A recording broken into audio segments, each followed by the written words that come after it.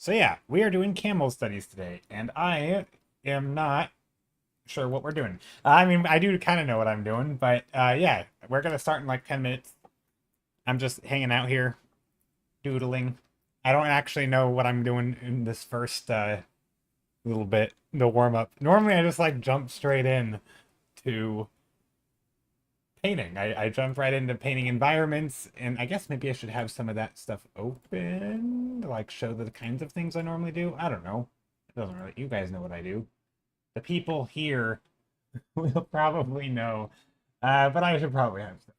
So that's what I'll do. I'll grab some random low res things, and also hopefully I don't have connection issues because I kind of have a red alert that says I might be having a connection issue. So we will see. I hope I don't. But here's the thing I've been working on. Okay. And then camels. That's what we're doing today. Jaws back in digital. How's it going? Hello, hello. Ooh, I need to do the go live stuff on. There we go. Posts made. That was the quickest posting I've ever done. I already had them like typed up and ready to be hit entered on. Okay. Think it will work. That's what I got that we're doing camel. Yeah. Oh wait, I don't actually hold on. I don't even know who's in my chat and who's not in my chat. I genuinely can't tell. Uh let's see if I can figure this out before we stream. I don't actually know if our chats when they're combined or if they're combined. I don't know how that works yet. They might already be. Maybe Casey has to enable it. We're doing we're camel studies. Made in China, hello. Key art, hello. Hope you're doing well. So I assume everybody here so far is in my chat, but I don't actually know. Also, I have a webcam that's not turned on, which should probably be turned on. What am I doing? I'm like, also I had to like rotate because it's earlier in the day for me. I had to rotate my entire desk so that I don't have a window shining its light, even though I have like blackout curtains. There's like a little slit on the side, and the light was coming straight into the webcam. It's like you can see it on my hand, and it was hitting like it would make the whole webcam like bloom up in this super bright, like it would just blow out the entire camera. So hopefully that's not gonna be a problem, but I have no idea because this is uncharted territories for uncharted territory for me. So we will see. We will see how it goes. But I think it'll be okay. And I haven't drawn anything today also, so you know. Also, I don't really draw, I paint. I mean, you guys know that. So I am nervous. I am nervous about drawing camels. We will share a link. I actually have a Pinterest board from Casey. So I make it sound like I did something. I didn't do anything. This is Casey's Pinterest board. But you guys can paint, like if you want to join along and draw camels, because this is technically Art Gym, I think, which is Casey's thing where she does like I don't know how long, a couple hours of studies of various topics, and I'm technically like moving my stream to her time, so I'm kind of on her art gym, or I'm going to be. So it's kind of a weird so like I feel like I'm the one shifting my schedule, so I feel like I'm way out of my element, even though it's still just a normal stream, right? It's a kind of, I mean, it's a normal stream in the sense it's just stream hanging out. But we are gonna be hanging out with Casey here in a bit. Just kind of saying hello, making the introductions and stuff, and then we will combine the streams.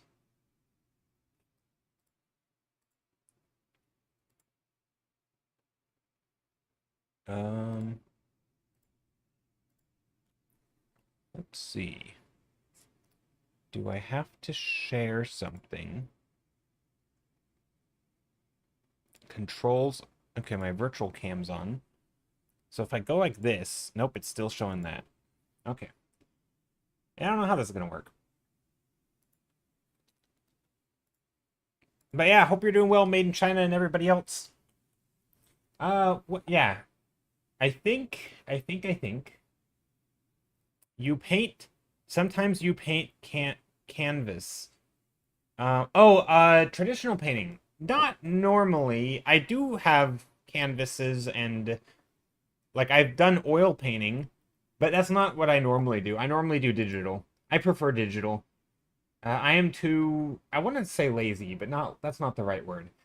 I don't like the setup and takedown of oil or of like traditional. And also I have a tiny small studio apartment and because I prefer if I were to paint traditionally, I'd prefer to use oil, which that also has like a a fume problem. So like I'd have to paint with my I don't have like amazing ventilation, so I have to paint with my windows open for a long period of time in my tiny little apartment. Which it's not like I can go to a separate room and open up the windows and close the door to the main apartment. I have one room. It's one it's a single. It's like a single square, and so it's kind of hard to like set everything up and also like I don't know. It's a kind of a pain in the butt. So I just prefer digital. I like it more. It's more entertaining for me. Also, I like the fact digital for me just is nicer because like I think the hard thing for me with digital at first was the learning all where what all the buttons are. Like there's just a lot of random interfaces and how to use the brushes. But once you get past that, I actually really like the customization of it. And I don't know, I just enjoy painting digitally. So I don't really do much traditional. I did do some this year. I've actually not painting, but I've done some IRL drawing and stuff, which is kind of nice. I went outside and with my sketchbook and wandered around and drew things. But I don't do that very often. I've been trying to make an effort to do it more though.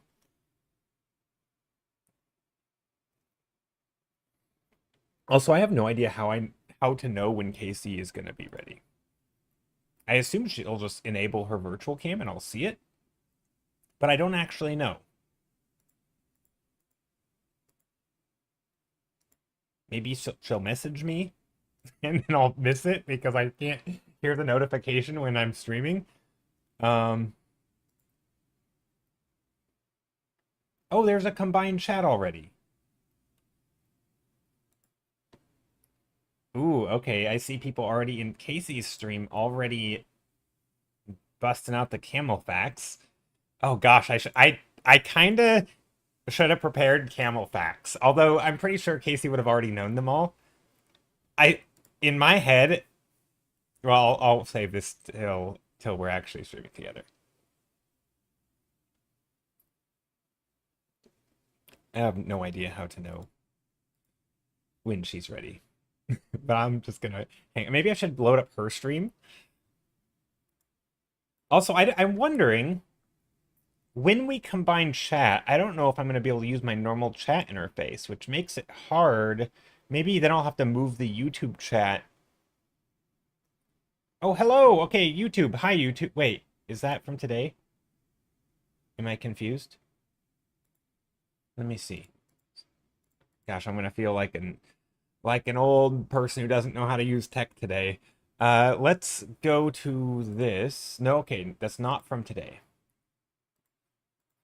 So I might have to do like a double thing where I do one window just for my YouTube chat and then one window for the combined chat from our streams. That's what I think I'm going to do.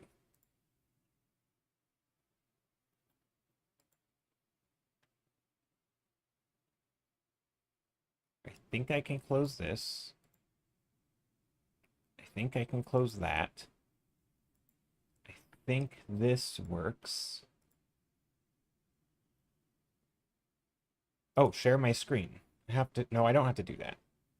It's already being shared because it's a virtual cam, right? Yeah, pretty sure. Happy Camel Day. Okay. I feel like I'm doing something wrong. What am I doing?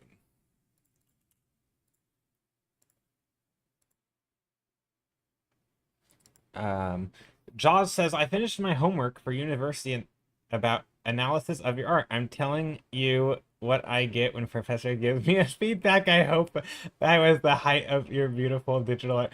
Oh man, what if you failed? Oh no, I would feel guilty. If you did an assignment and you used my art in it, and then you didn't do well, oh, I would feel like I'm the reason for it.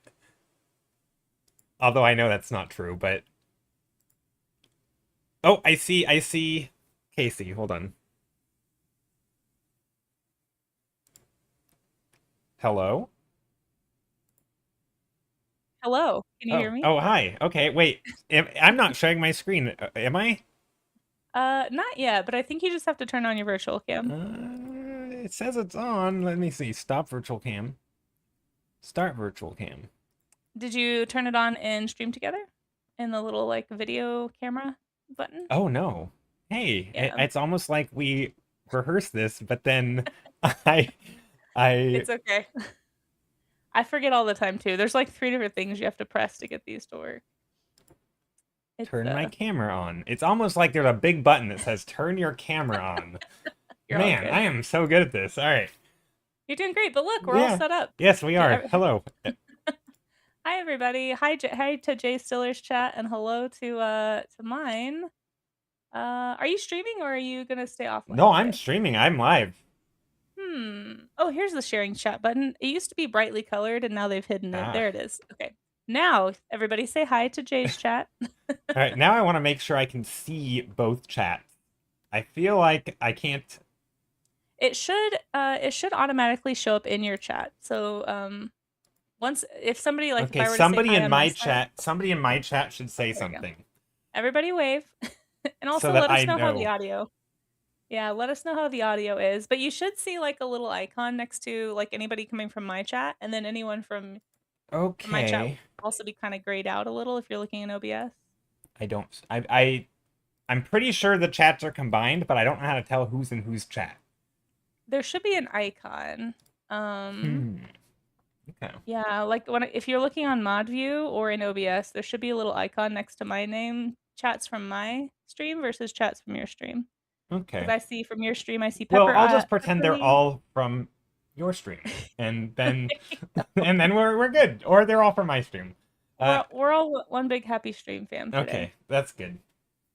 But everybody, hello, welcome to the art gym for anybody who hasn't been here before. My name is Casey, and we just do studies over here on my side of the internet, I guess, Monday through Thursday at 9 a.m. Mountain Time. And Jay Stiller has offered to join us today. Actually, picked the topic. I let Joe I pick did. which topic this month, and he was like camels. It's got to be camels. So, Yeah. without further ado, do you want to like introduce yourself a little bit or anything? Yeah. Hi, I'm Joe. I paint stuff. And mostly environments.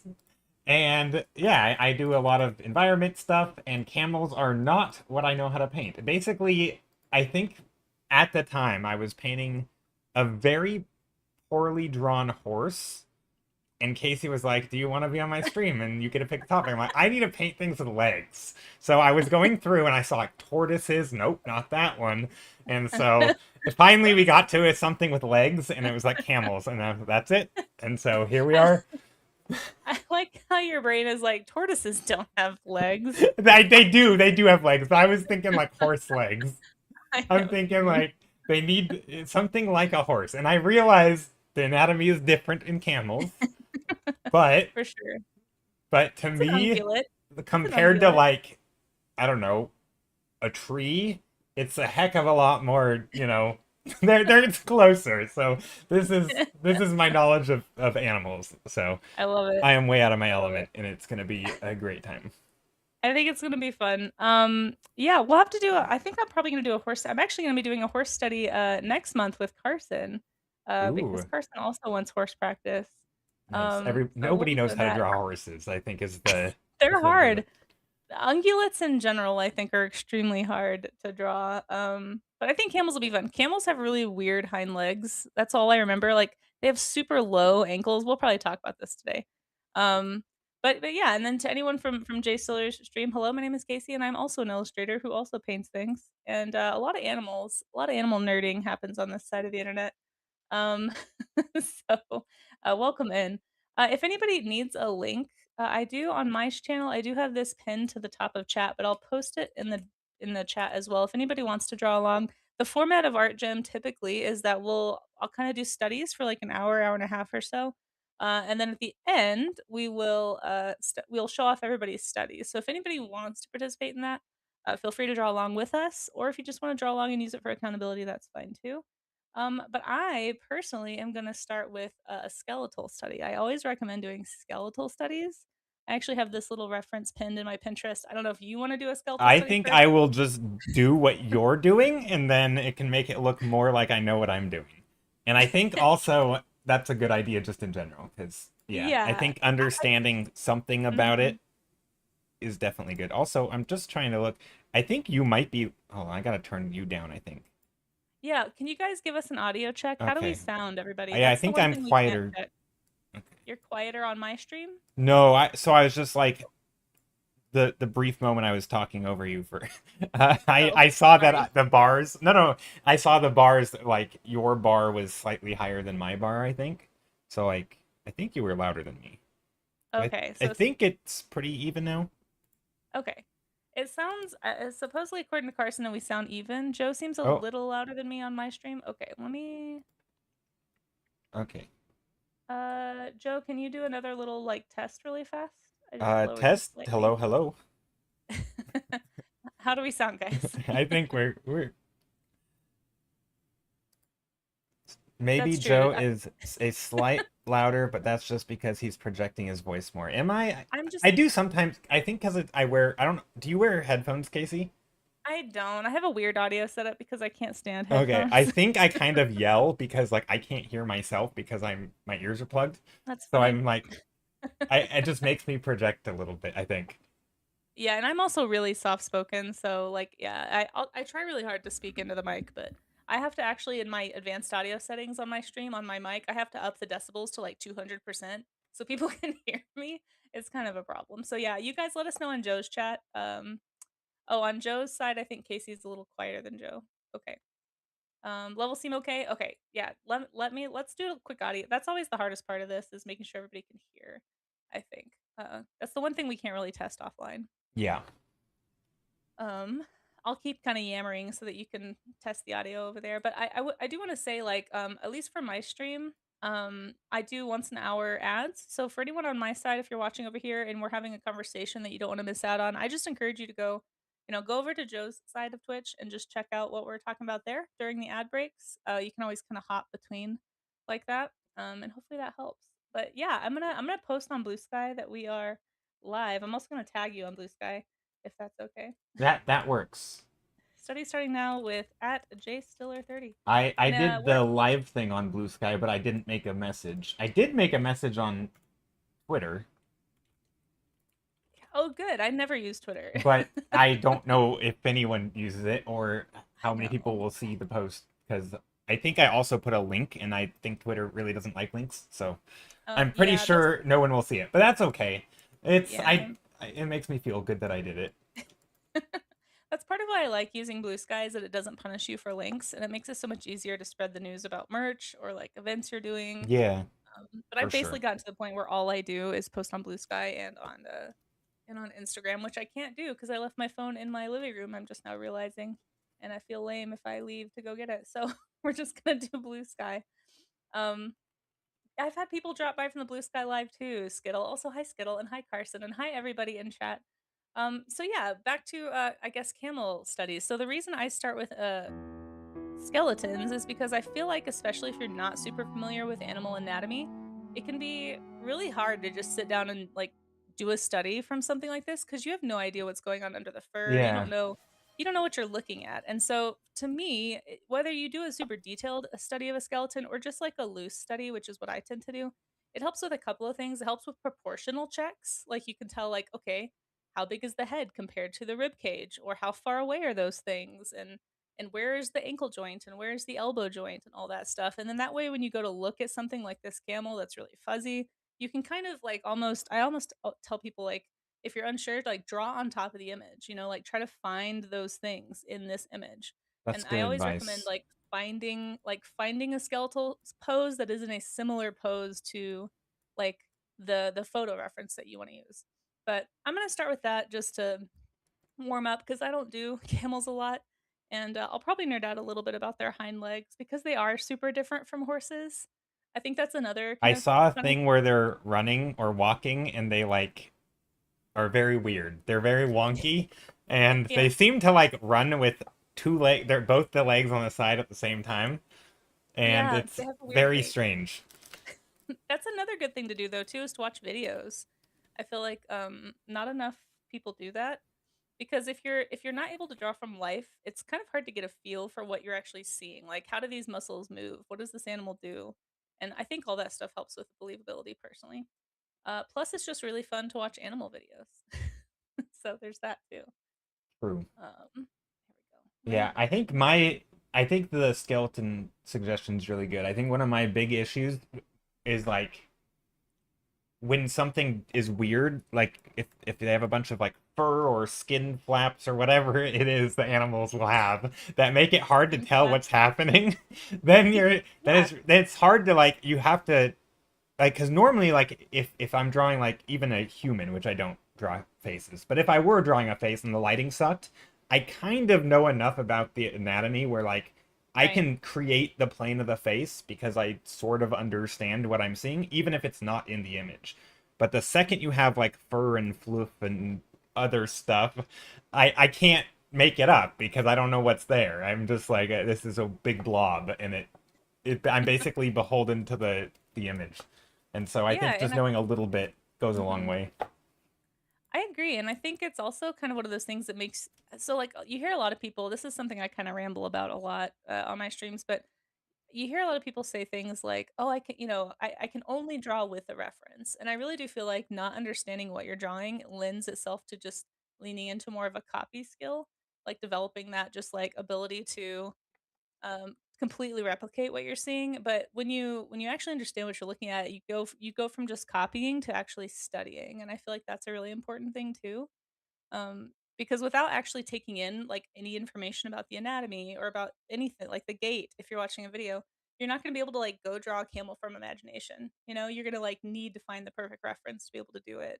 And I Yeah. feel like it can kind of tether you a bit, especially if you're trying to be like an illustrator or somebody who does something more for your own like head worlds and stuff. So Yeah. I don't know. I am beholden to the to the reference. I When think it we all comes we when all especially like any like I can kind of sort of get by with like drawing humans like some sort of gesture of like oh they're walking or they're sitting and like really mhm. basic stuff. I can at different angles I can kind of get by, but the second it's an animal, I don't know how to like maybe in like I have like one like profile view that I can if they're walking completely sideways, I can manage because it's like Yeah. I've seen enough like I mean I know you could Sure. ramble about schema all the time. Like I have like some sort of schema in my head. I'm like I can do that. I can make this very graphic representation of an animal. But outside of that, the second I have to rotate it or turn it or give it a different Right. pose, I'm lost. But I feel like so, but you're not beholden to that with something like with like environments or Oh no, no, buildings. no, Like I'm not. yeah, and it's the same thing, right? It's like you've spent so much time like thinking about and observing and studying those things that like you're just able to rotate that stuff and put it on page and like Yeah. play. Whereas that's how I feel about creatures, but maybe not so much buildings, right? And it's all about building that like visual library or that creative bank account or like whatever it is you want to call it, like those that knowledge base, right? That you kind of draw from. I feel like Yeah. there's this misconception that artists like picture the thing they're going to draw in their head and then put it on the page, and that's just Right. not It's a good how it topic. is. But I think the reason we think that is because we all start with copying, right? Like that's just how you learn to draw. There's not really a way to skip that phase. So I don't want anyone to hear like, oh, if I copy, I'm doing it wrong. It's like everybody has to go through that at some stage. But like at some point, if you want to draw from imagination, you have to like push through that and actually understand and actually take in what it is that you're drawing. And I think that's the part that can be a little bit of a barrier to entry at first. I don't know. Yeah, that's true. And also just think enough repetition to like learn patterns and stuff. And I feel like trying I don't know, I think it would be unrealistic for me to try and do like a day of drawing camels and be like, I got it now. Like I feel Right, right. like your knowledge of just drawing all sorts of animals is going to make you better at drawing like animal. I mean, because a lot of the anatomy is kind of sort of similar, even though the proportions might be different.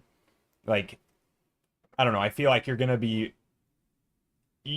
just have a lot more like patterns in your head of like how to draw certain animals facing different views and yeah. Yeah, yeah. Well, and we talk about that a lot too. Is like, especially with vertebrates, it's like all the bones are the same. They're just like stretched and pushed and put in weird positions compared to human anatomy. But like, once you start looking at the bones, it's like, oh, there's the shoulder blade, and here's, we don't have neural spines, but there's the vertebrae on this animal. But then once you are aware of even what a neural spine is, like these large, you see this in like bison as well. You see these in a lot of different ungulates, especially.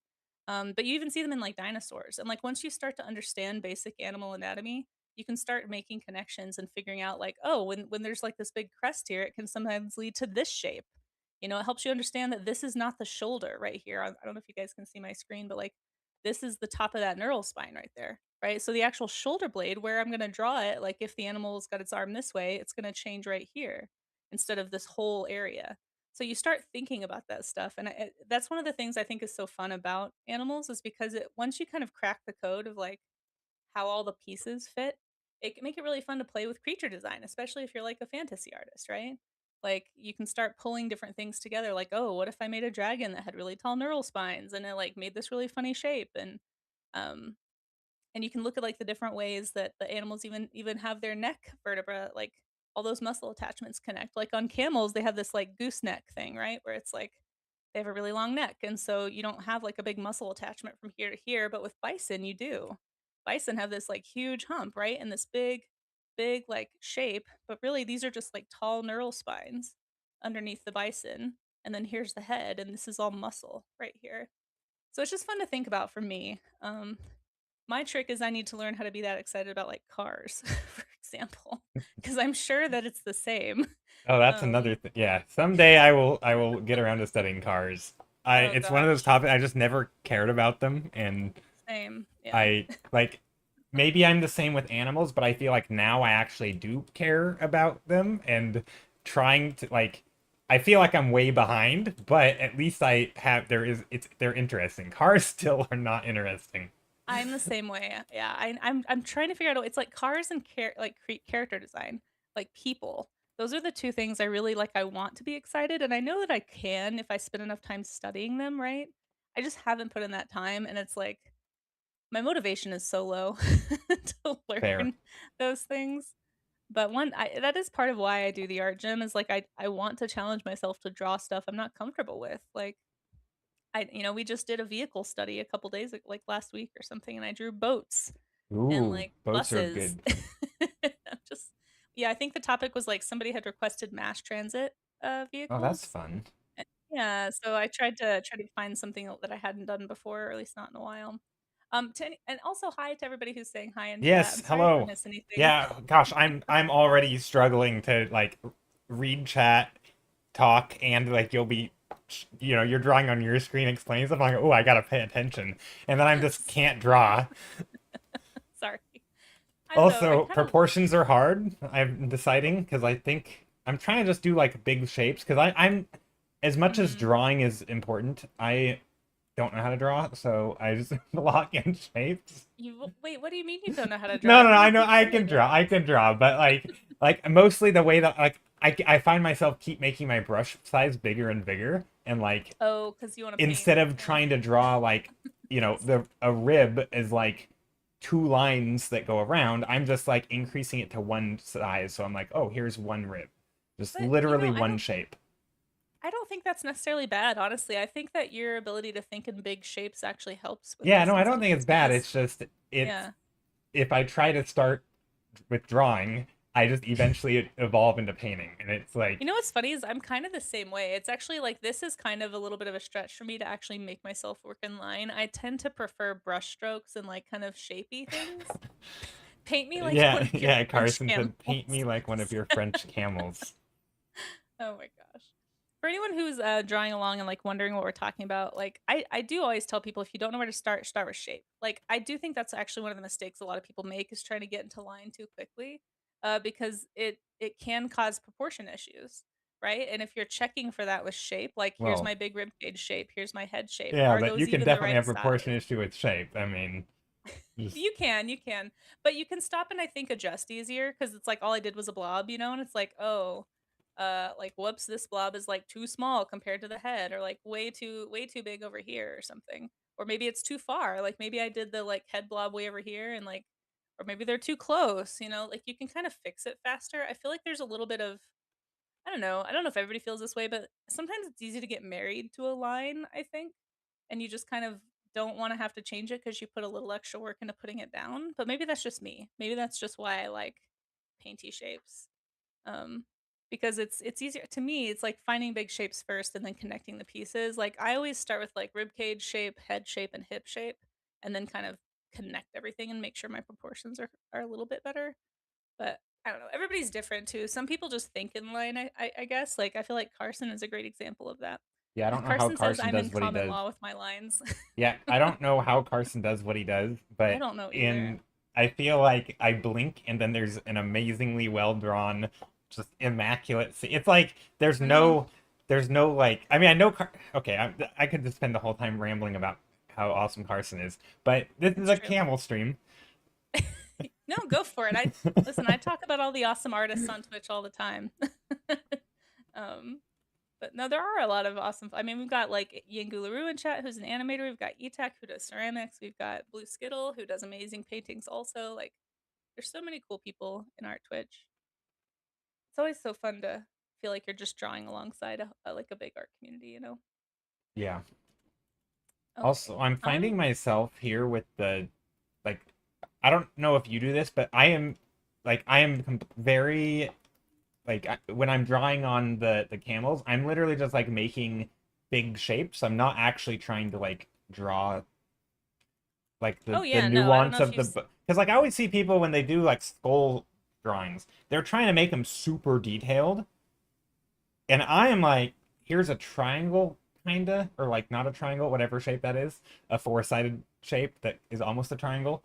Um, but like it's very, I'm just super like floppy with it, just like big blobs, and I don't know. Is that like at what when do you at what point in a drawing or in a study, like when do you actually start studying like, oh, this is how there's this like this shape of the yeah. shoulder bone. Like when do you start worrying about the nuance of like the bone structure or like the bone shapes as opposed to like the overall form? When do you do that? I think for me, like if okay, so like for me, if the only time I really do like an in-depth skull study is if I'm doing a portrait of an animal, and I want to like refamiliarize myself with their bone structure. But like what I'm gonna do today is probably mostly gonna be like more gestural full body studies. And so I just for me it's today for me is more about understanding camel proportions. Like I always try to keep in mind like what is my purpose in the study, right? Like I'm not trying to learn how to draw a hyper detailed camel skull. Like sometimes you might be. Skulls look cool and those can be really cool like visual elements, right, in a piece. And if I'm gonna have a bunch of skulls, then sure, I would totally do like a detailed skull study. Okay, But that like makes for me, sense. understanding the skull is more about like, okay, like how does this nose right here? I don't know if people on your screen can see. I think I'm doing this right. But like how does this nose like turn into this shape? And like where do those pieces connect? So it's like, okay, the eye I can That see is is further kind of back weird in the because skull. like yeah, because they aren't really the same shape. I mean, Right. not really, but like it's And in so there, obviously. for me, I think I don't do them just because I've spent so much time looking at animals. I don't feel the need to. But like, if this is your first time looking at a camel, or your first time ever looking at an ungulate, really detailed, like it might help to just like, frankly, like try to draw either the bones onto this or try to like draw this onto the bones so that you can understand what you're seeing. Like a lot of people don't even realize that the hump is not a bone. Like it's fat. It's just tissue that Yeah. flops over when it's not in use, Well, I right? don't some people think that there's literal water in the hump? They Isn't do, yeah, it's a isn't that, fatty reservoir. It's a isn't that fatty like reservoir. a camel myth? I There's always so many like things. I love animal myths because I probably believe them like just without I mean, I don't know if I would like believe it enough to repeat it, but there's probably some part of me who just has heard it and I just have no I reason mean, to think it's not that way. yeah, as a kid, I thought that was true. Like, so much of our understanding of the world comes from media, and that is much like the whole turtles jump out of their shell thing. A lot of that comes from like cartoons and comics and like media that we've all ingested, you know, when we were younger. And so it's kind of funny how much of that stuff people we just don't question it, right? Because we don't, you know, like Yeah. we just Well, and there's no also it's reason to. funny because like we get that from, like you said, media, but Hmm. oftentimes from artists, which we are, and like It's true. I know from firsthand experience that I draw things terribly all the time, and like I will do something because it seems cool and it has no grounding in reality, and so somebody might look at that and be like, oh, that's where I understand how something works. You know, it's like it just kind of like it's so obvious that of course we don't always draw things perfect and we don't show things perfect, and so yeah, obviously animators and other artists Right. aren't going to either, not always, but yeah, we do get so much of it from media. We do. We're very influenceable creatures. I mean, I've never seen a camel in, no, have I ever seen a camel in real life? I probably I have. don't know. I mean, I've seen videos of them, so I know yeah, I have seen I camel, but I was gonna say like there's so many things I haven't seen in real life, so like I've only seen it right. through the lens of someone else showing it, and so who Mhm. knows how accurate it is. Yeah, it's I don't know. I always like it's always funny when you find out something that you thought you just assumed was true is not, you know, something like that. Like it might be a shock to somebody to find out that the hump of a camel is not in fact full of water. But it's for me that kind of stuff just makes me more curious. It's like, "Oh, well then what is it? Like how does it why is it, you know?" And then the for me like part of what I really love about animals in general is like this obviously like if we didn't have a camel, if all we had was the fossils of this, we would never know. Like this would Oh just yeah. look like Oh any yeah, other like now I'm just prehistoric imagining ungulate. like all the dinosaurs just big like humps With all big over humps. them. They're Yeah. just very lumpy, and that's now how I'm gonna draw all dinosaurs. There you go. Very lumpy because I no one can tell me otherwise.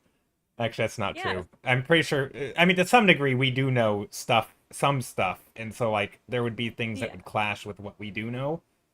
Mhm. So we can't just completely make up stuff, but Well, and that becomes the fun of like I think paleo art and conversely creature design is like how to use like what we do know about how nature and anatomy works to kind of like ask the what if question but in a believable way.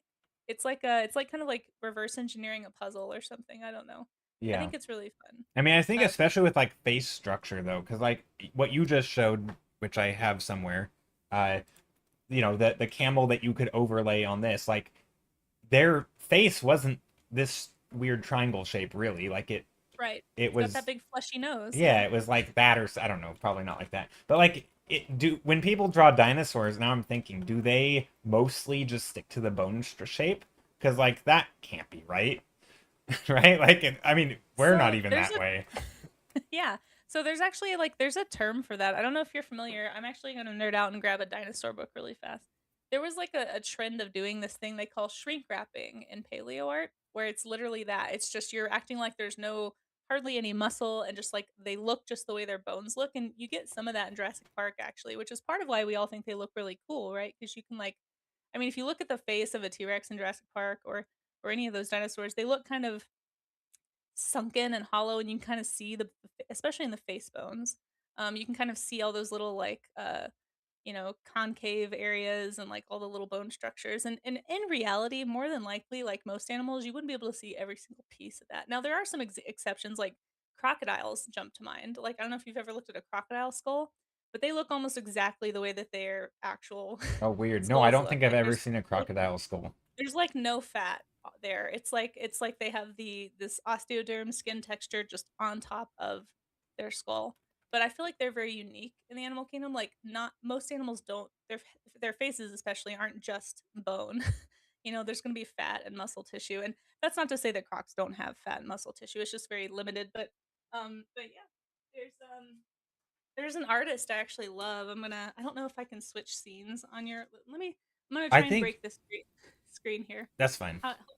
Hopefully this Oh, isn't the I one. just see a big your face. Yeah. Okay. So there's this artist um that I loved. William Stout. I say loved. He's still alive. Like I still think he's great. But he had this like very like shrink wrap dinosaur style. You can see it on this Parasaurolophus here on the cover. Mm-hmm. I don't know if you can see that on your stream or not, Yeah, yeah. You can but literally like see yeah, you like can see the I'm gonna bones. assume that the bumps are all bones. Yes, yes. And so there was like this trend, and I think he kind of led it a lot. I think in the 80s he was like coming from a comic books background, but it's just like shrink wrapping basically, And where you is just act that like viewed negatively or positively? it's not necessarily viewed it's just not viewed as scientifically accurate is the thing, but like for a visual, like for like movies and comics and stuff, I think a lot of people still prefer shrink wrapping visually. But Yeah, as I far as feel like like from oh but man, scientifically this it's this obviously well, inaccurate. yeah, but it also feels like in some ways it's like only showing what we actually know.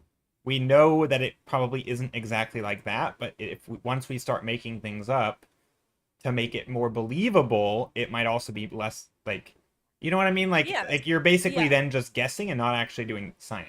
Like Well, I in feel some like ways. this is almost, it reminds me a little bit of like restoration of things, where sometimes when they restore things, they intentionally make it like not different, but like stand out enough to know what was restored and what wasn't, because they're not Mhm. trying to like, if there's a big gap of a painting missing or something, Right, right. going in and acting like they like, if you don't know what was there, you don't always want to make it up, because then it's not actually accurate. So like you can leave your mark of like, hey, this is the stuff we're guessing at, this is what we aren't. And I kind of feel like the shrink wrapping does that. Like to me, I could look at it and be like, okay, this is the structure of the bone. There's probably other, like fat and stuff there, but if we don't know, we don't know, and so why draw it in? I don't know. It almost feels like Yeah. it could be contentious of like, which way do you want it? It can be, yeah, and for all those reasons, yeah, but the thing is about, like especially with modern paleo art, I don't think it was as monitored back in the day, but, like, for the most part, like, there's tons of papers that get written about, like, why we think certain animals look certain ways, so, like, a great example that I just learned about recently with one of my favorite dinosaurs is a Parasaurolophus. So I'll do a quick little sketch here. Parasaurolophus is the one that has the crest on its head that we just saw. And for a long time, basically they did the same kind of gooseneck thing that you see in a camel. I'm trying to position this so that you can see it on your screen too. I don't know if I'm doing that. Oh, I can see it. Um, Yeah, it's okay. good. Where it's just like this thin neck, and then you have these big neural spines, right? Because all we have for the Parasaurolophus is basically this same shape. It's like this almost exact body shape. And so we would draw it like a camel, right? Mm-hmm. But then they've actually been looking at the bones, and you can actually see like muscle attachment on bones, even in fossilized bones. And when you see certain deep ruts of these, it implies a really thick muscle attachment, Yeah. which has led modern paleo reconstruction of Parasaurolophus to look a little bit more like the bison, where it's like this big thick neck that actually connects right here. And so now you've gone from seeing Parasaurolophus depicted this way, right? This is a terrible Parasaurolophus, but like with that little gooseneck, right? To now it looks a little more like this in a lot of modern paleo art with like thick neck muscles Oh, okay. because of that paper. So it's not just guesswork. I think that that's a misconception. It's not like people are just being like, what if it had, Yeah, like yeah, what if it okay, had like gotcha. Yeah. crazy I mean, I fur kind over of it? It's assumed it wasn't just like completely baseless, but yeah, no, most of the time. So that you have a good point though. there are some paleo artists who just go crazy and it's just for fun. Like and I don't think that's necessarily bad. I think that can make it fun, but you just have to be really clear that like this is an interpretation. This is not this is or isn't backed by scientific research because the general public I think doesn't dig that deep and they don't really know how to like fact check with stuff, and it can lead to a lot of problems with like trusting scientists, and just assuming that everybody's making stuff up, which I think is really common right now, unfortunately. True. That, Which I'm not yeah, saying it doesn't yep. happen, but people are going to be people and some people are going to be bad actors, but like for the most part, scientists are nerdy enough about whatever it is they're studying that they want to obsessively find the truth. That's And true. they're not just usually, I mean, there's always going to be that one or two that are just trying to grift, Yeah. but usually, people are just they're, science Well, I yeah, didn't on know their this was whole, they're still going to be billion Yeah. times more educated on the topic than like the general public. Like even Right, if in general. yeah, Yeah. like as a whole, not as individually, like you said, obviously there's going to be exceptions, but Yeah. it And I feels think like yeah. And I think like one of the things that I didn't realize actually until hanging out with more of the science streamers here on Twitch is that like so much of science is actually like self-funded by the researchers, especially these days. But like there's not really like money in most scientific fields unless you're talking pharmaceuticals basically. And like there's like so little motivation to just like spend a lifetime making stuff up for like to come out of your own pocket. The only time that I've seen people doing that is when they are trying to sell you something, and it's usually medical stuff, right? It's like the snake oil people, where it's like, oh, I've got this magical cure that if you just drink a bucket of I don't know, yeah, apple cider vinegar, you'll be alive forever, or like like I've got this paper that's totally not biased yeah, and I didn't do anything sneaky to like get these results and didn't skew numbers like but like very rarely do you see scientists like that or people claiming to be scientists. I would argue that that's actually a grifter posing as a scientist, but yeah, that's um fair. I don't know. I'm a little No, biased, I yeah, guess. I get what you're saying.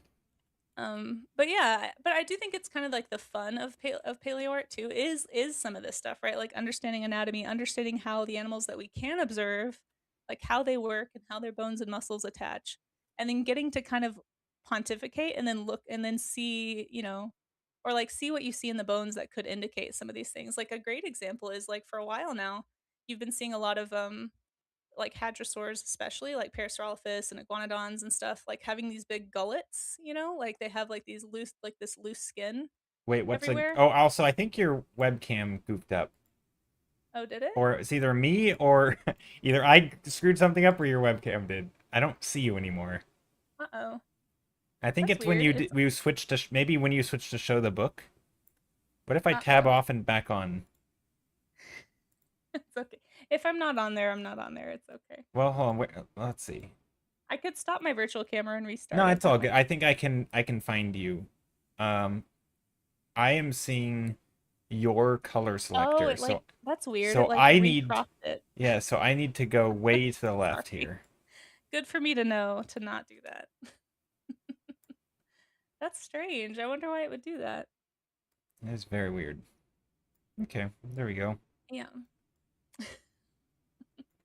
Um, But like yeah, so like the like loose skin, like kind of like an iguana has like loose skin under its throat, It's not just like Oh shrink yeah, wrapped, but they yeah. often have like this like I call it a The little gullet. I the don't know what hanging it's really down called. part. That Yeah, the that hanging thing. down part. The flappy So stuff. for a long time we've started adding things like this and even quills. Like these kind of like think like a marine iguana, like how they have these ridges and stuff, or like a You're porcupine. saying this as if I should know what a marine iguana looks like.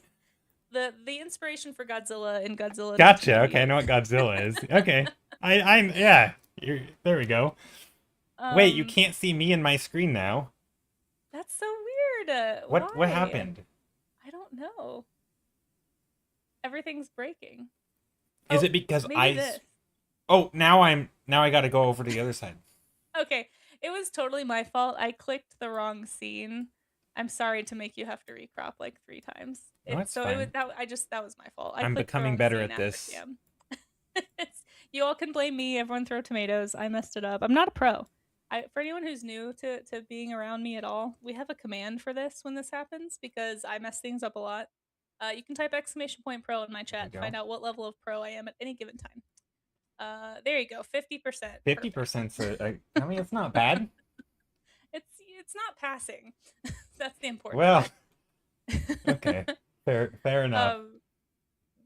But I guess to finish my silly dinosaur ramble, so we've been adding these things right because we thought that possibly this could be true based on what we know about the lineage of reptiles and archosaurs, which is like birds and crocodiles.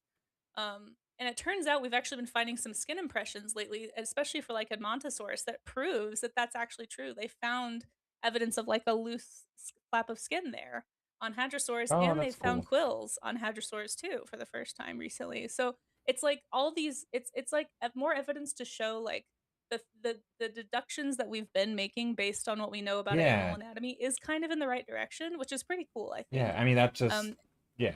It's not just yeah, it just kind of reinforces that it's not just people guessing and making stuff up. Like, sure, that happens Well, that's sometimes, like, I mean, that's but so true in so many different fields of science. It's like right, yeah, we predict we should find a planet here because of because of these math, things and we then it's know. like, oh, Yeah, hey, turns out we now actually can see the planet.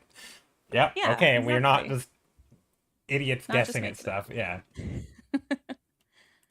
So Can I it's nerd out about ungulate anatomy for a second? Is yeah. that Also, okay? what does ungulate mean? I don't even know. Oh, so ungulate. So there's even-toed and odd-toed ungulates. Ungulates are literally just basically any hoofed mammal you can think of is an Okay, ungulate. things with It's not hooves. like a family. It's not like they're all related, but it's just a term, kind of like how we say fish for anything that's not a whale, basically that lives in the ocean. That's a vertebrate.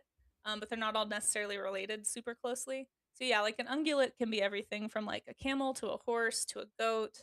And obviously these are very different family groups in the tree of life. But yeah, so you have even-toed and odd-toed ungulates. Okay, So I believe a camel is an even-toed. Most ungulates are even-toed, I believe.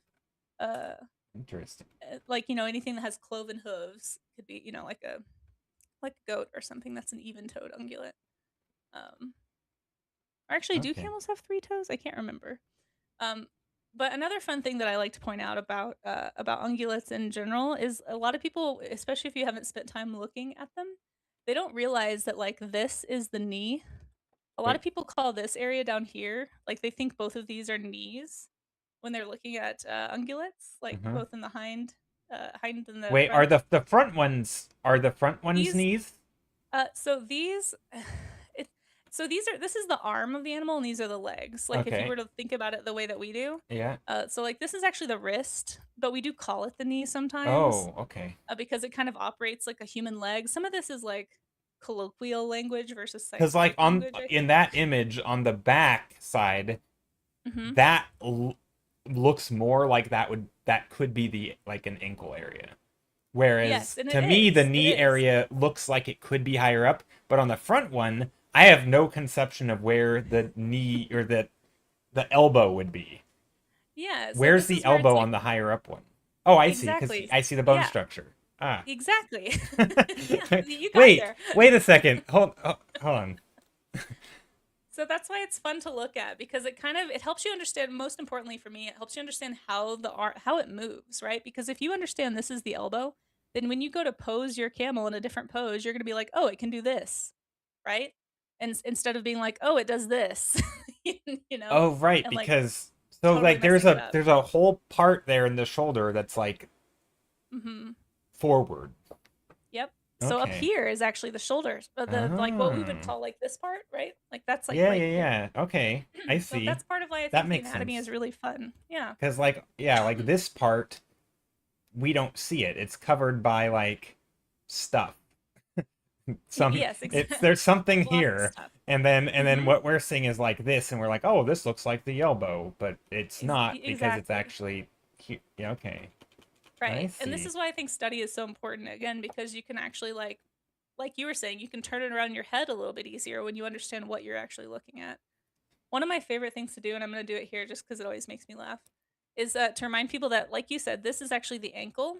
So like walking on their toes, like Sedulous is saying, yeah, they're digitigrade. So there's two types of ways that animals or any kind of animal walks around. You can either walk with your heel on the ground like we do. That's called plantigrade, right? So like here's a little heel, a Hmm. terribly drawn heel. And then, or you can walk on your tiptoes, right? Like if we were to walk on our tiptoes, Oh, this is called digitigrade because you're walking on your digits, so right? camels are So like walking on their tippy toes. almost all animals are digitigrade. And so if you I like to reinforce this by saying, okay, so if you have like your knee here and your hip here, so if I were to draw human anatomy, it's like here's the thigh, here's the calf muscle, and that means that this animal is walking on its tiptoes, which also Oh, means I can do my favorite thing, which is to put high heels on an ungulate. So you oh, get like these like if we were to put like a high heel in the same way we wear them like on our whole foot, this whole area is the foot. So so this is the heel okay, and the ankle up here. So they're walking on their ball of I their foot like or their that. toes. Yeah, Well, it's fun then it doesn't work very well for like this back one or this one because like because well, it's it's an really arm, it's high. not a foot. It's It's not a really foot. Yeah.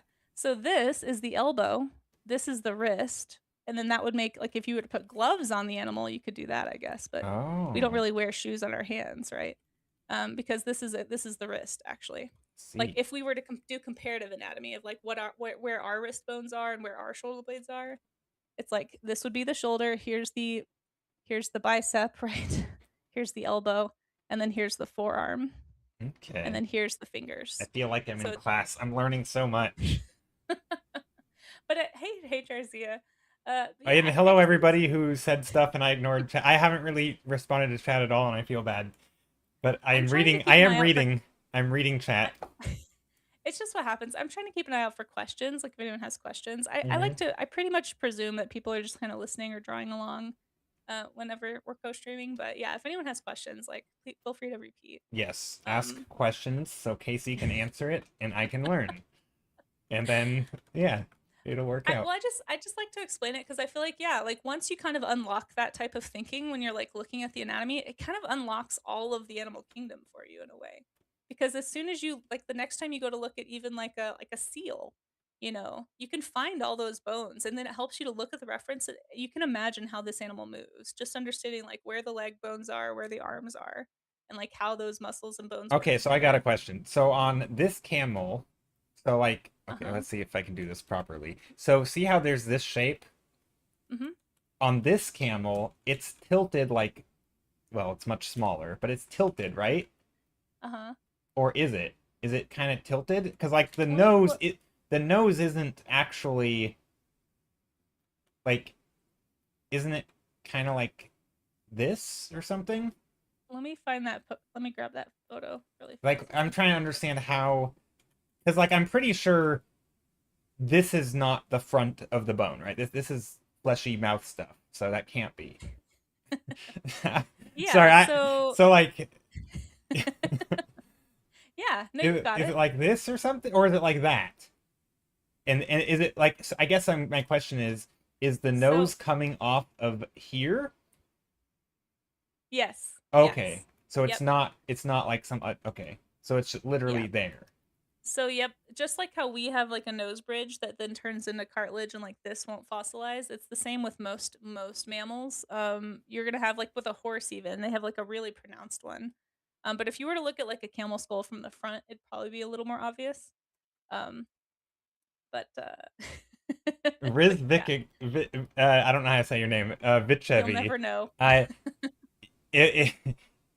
if camels were to wear pants, which way would they wear them? Is this like this way, and then is that those pants, or I or are mean, you talking like back half, front half? I don't typically wear my pants on my arms, but I guess it depends on how you want to If you draw think them. of them as legs, though, like, do you really call If these you do think of arms? them as legs, I then mean, how yes. many legs does a camel have? And see, that's the difference between like the colloquial terms that we use as just like the general public, and then the way scientists talk about them. And that's why you often hear scientists use super technical language for this reason exactly, and it Okay, can be really frustrating okay, from so the you wouldn't outside. technically say they have four legs. I mean, you would say like I guess you could maybe in some ways, All but right, pants are technically like this this, is confirmed. I think you can do however you want to. But personally, I would just put pants on the back half and a shirt on the front half if you wanted to be like comparative anatomy to humans. I feel like But that isn't that like anthropomorphizing them, and then you want to make them stand up so that they look like they're wearing pants. And like, where does this stop? Like, I feel like we've got to have the bottom half pants. I feel I mean, like we need a it vote is here. funny. I feel like you can dress your camel however you want to, and I I think approve it's of it. that. I It's got think to be. it would probably have a hard time staying on Well, then you'd have those to front have legs. suspenders. Yes, you would. Yeah. I mean, that's Um, yeah, that's just I mean, obvious. at this point, you're just dressing up your camel in like parade wear because I'm sure something like this exists. You're I don't basically know. giving us you're giving your camel chaps with suspenders. That's funny. It's a good um, question though. it is a good question. Yeah. Would a camel boxer wearing boxing gloves or just on the forelimbs or on all 4 feet? I would say the forelimbs, but frankly, I feel like they'd be much more effective just kicking you.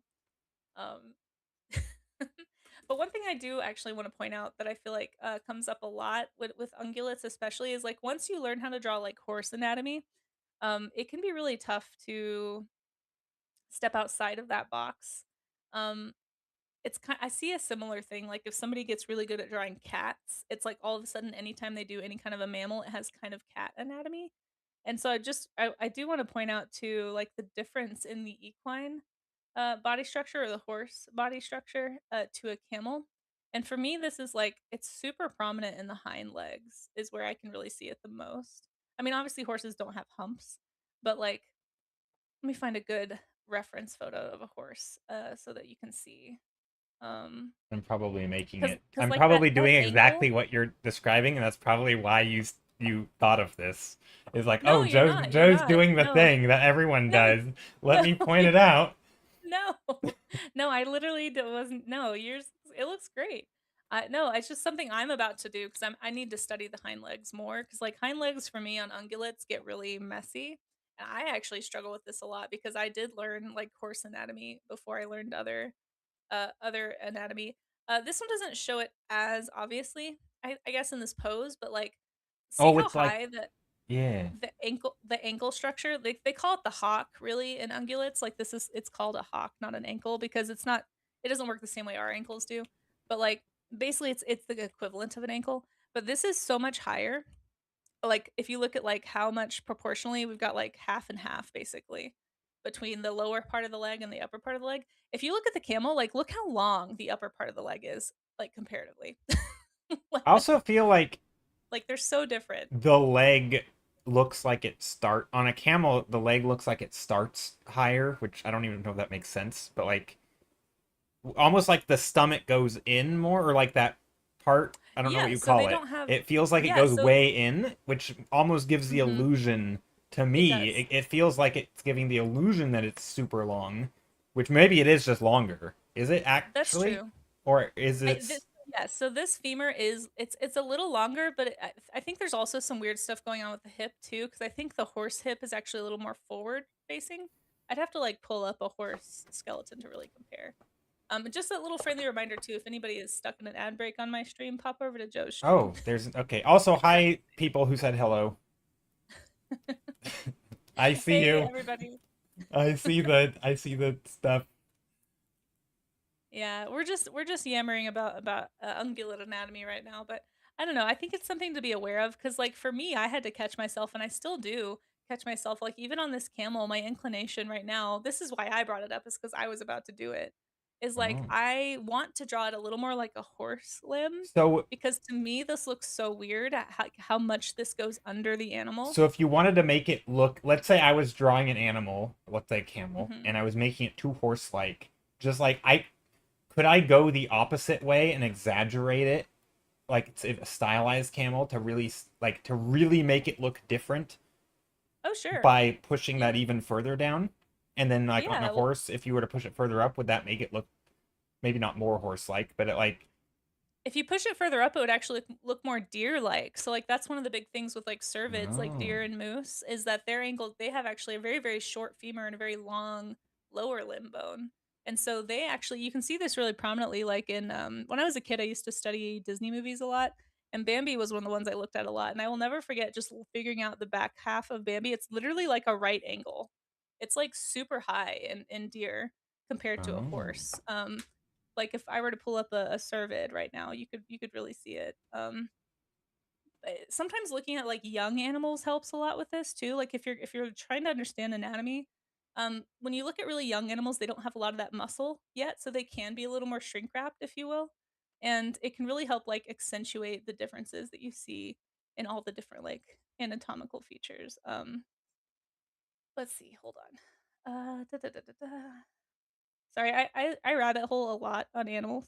No, I I like hope it. this I'm is learning so interesting. much, and it like the explanation between horses being like mid middle of the road of where the bone is, and then uh camels having the longer or the shorter bottom part, horses being in the middle, and then deer being like that's cool because I didn't know that, but like I could have Yeah, no, like if I were to do like a deer study, I would probably notice that it like, oh, this is what it looks like, but I wouldn't have like that comparison. And So I I wouldn't don't ever have even like think of yeah. to make that comparison, but that's smart. It's a So good I way to don't have like remember. a great reference of it. But like you can see on this deer, even like see how this. I don't know if you guys can actually see it. Let me It zoom in. like doesn't even go Like past its belly. Like, exactly. Yeah, yeah. So we have like the knee here, and then it's like way out here is the ankle, like right up next to the belly. Whereas down here on the horse and the like, especially the camel, it's so far from the belly, and the horse, it's like oh. there. Oh my gosh, what is Oh, happening? Did it's we a just get double rated? somebody got rated. I think you got rated. I don't Oh hear my gosh, anything. we have Tofu. Hey, Tofu in the chat and Maya. Oh my gosh, two amazing Welcome, Twitch artists. Raiders. Holy moly. Welcome, welcome. We are streaming with Jay Stiller talking about camels and doing camel studies because they have really weird anatomy. And we're talking about comparative anatomy between horses, camels, deer. These are all ungulates. We're trying to like build up our visual libraries I here feel of like like this is how gonna these make me better at drawing horses also, which honestly will true, probably be yeah. more applicable because I draw probably a lot fewer camels. So, Yeah, yeah. I mean, I don't draw them ever, but like it's pretty oh, tricky. But welcome to the art gym. I'm gonna give yes, a shout out welcome. to both of you, guys. Everybody go follow both of these awesome artists. I don't know if everybody knows Tofu Senshi and Maya. Probably a lot of you Oh, do, but they're both I know of incredible. Tofu Senshi. You know Tofu? Yeah, Tofu's great. Tofu just did a whole bunch of cons and stuff too. I hope those went well, Tofu. Thank you so much for bringing your community here, and thank you for those follows. I'm gonna introduce myself really fast, and then we'll introduce Jay if that's okay. And then, if either of you have something that you want to share with us, we'd love to show it. Guys, please do also go follow Jay Stiller, an incredible environment artist. But my name is Casey. I do creature art. I do this thing called the art gym in the morning, Monday through Thursday, where we pick different topics and we just study them to try and get better as artists. So if anybody wants to join, we do like a study session for about an hour and a half, and then we do a show and tell of everybody's studies. And then in the afternoons, I'll come back and do like projects like paintings, sculpting. I'm actually building an IRL rig. But yeah, today we're here with Jay Stiller, Jay Stiller 30, Hello. um, an amazing environment painter. If you want to introduce yourself Yes, to. I'm actually looking right now for the very first camel painting I've ever done. It was in 2014. I was just getting into art. I will show it in a bit. But yeah, so mostly I do environments. And I do a lot of fantasy environments. Lately I've been working on fantasy stuff and then I've been adding it to like this world map thing. Yeah, so And then cool. I've been adding different areas and it's been yeah, I do a lot of fantasy stuff. Almost always environments. And I don't know how to I'm not very good at painting people or things in the environment, like any sort of creatures, and that's why I wanted to be on here today, is to learn how to draw animals. But Well, it's an honor to have you. yeah, Um, here, can I show this? This is the first camel I've ever drawn. You're allowed to laugh. You're allowed to laugh. This is but that awful. was from a This while ago, this right? is Like from this was like yeah, 12 years ago or 14 years okay. ago. This is like my first environment piece I've ever uploaded to DeviantArt. Yeah, no, it's not good. It's you know, yeah. But it's anyway. This is how I drew. It just looks like two people in a suit, kind of, right? Like it's just they're just human Literally legs. 4 legs, Yeah, yeah, yes. it has four legs. They're like tree stumps, and yep, get this. I think I used reference for this. Well, but you didn't know what you were looking Yeah, at, no, I right? had But no like idea how to use ref. I didn't know what I was doing. right.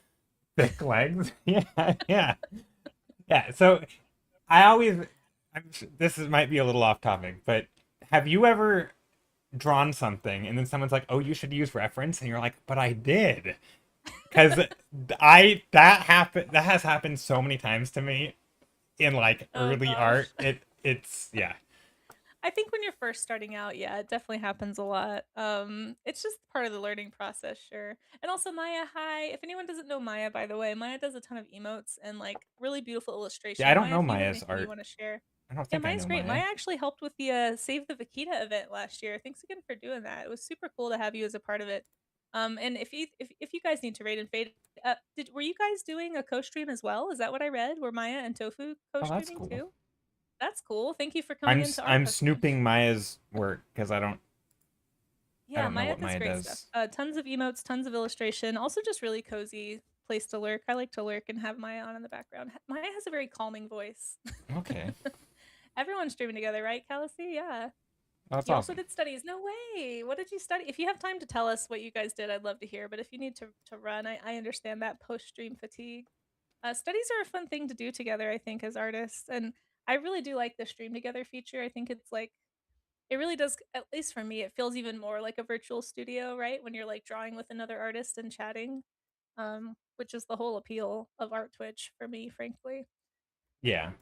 Um, but if anybody from Maya or Tofu's stream would like to see more of my work, here's my socials if anybody wants them. Thanks to the people who just followed. I appreciate If that. I type And also, guys, my don't socials in forget here, to does check it out also do Yeah, that? please, please. Yeah, yeah. Because Absolutely. not as tidy as your list, but there we go. No, you're good. You are good. Material studies. Ooh, shiny boots, leather pouch, Oh, white that is bow. cool. Nice. Yeah, textures are, man, shiny stuff, especially like metallic effects. That's something I really need to study more. Yeah, everybody please go follow Jay as well. Again, Jay's a fantastic. I guess I didn't show any of my work on stream here. If anyone's still here from the raid, I can show you some of my actual work. I tend to do more stuff like this, like illustrative work. A lot of here's a Vaquita from Save the Vaquita event last year. Um, yeah, I just do a lot of animals. I'm more of an animal person. I am trying to channel my inner Jay Stiller and like do more environments. So I love lurking on Jay's stream to kind of osmose some of that like compositional skill that I feel like comes so naturally to Jay Stiller. So again, if you guys aren't following Jay Stiller 30, it's cool to have him here, and you should totally go check out his work if you don't already know it. Animal Artists Unite, let's go. I see Vaquita's in the chat as well. Yeah, if anybody needs me to ramble about an endangered animal, just talk about the Vaquita for 5 seconds. um, we are actually going to be doing Save the Vaquita event again this year if anybody's interested. I'll be opening up the applications probably at the end of the summer, and we'll do it in October or maybe early November, but probably October will be the date. Yeah, what were we talking about? Camels. So you can see like Jay is actually drawing the anatomy on top of the I don't reference, know which if I it's think is right. great. I'm It pretending it looks, I is, mean, it but looks great. Yeah, it looks right. I think you're doing okay. it. But I like this part. I feel like I'm starting to understand, and then also, but I don't know the form of this and like from side view. Like, is it triangular shaped or is it more like this? Like, I don't know The that form of, the like the head or the skull. Like, oh, yeah, is yeah. it more triangular? Is it more like what's a good way to draw I that would have to shape? look at like a camel skull from like different angles, but like I feel like it's usually pretty boxy. Like I always think about the jaw structure of an herbivore. They usually have these really heavy mandibles, right? Like these lower jaws that are super strong. And so like you can see it in all of these creatures actually because they need it for chewing.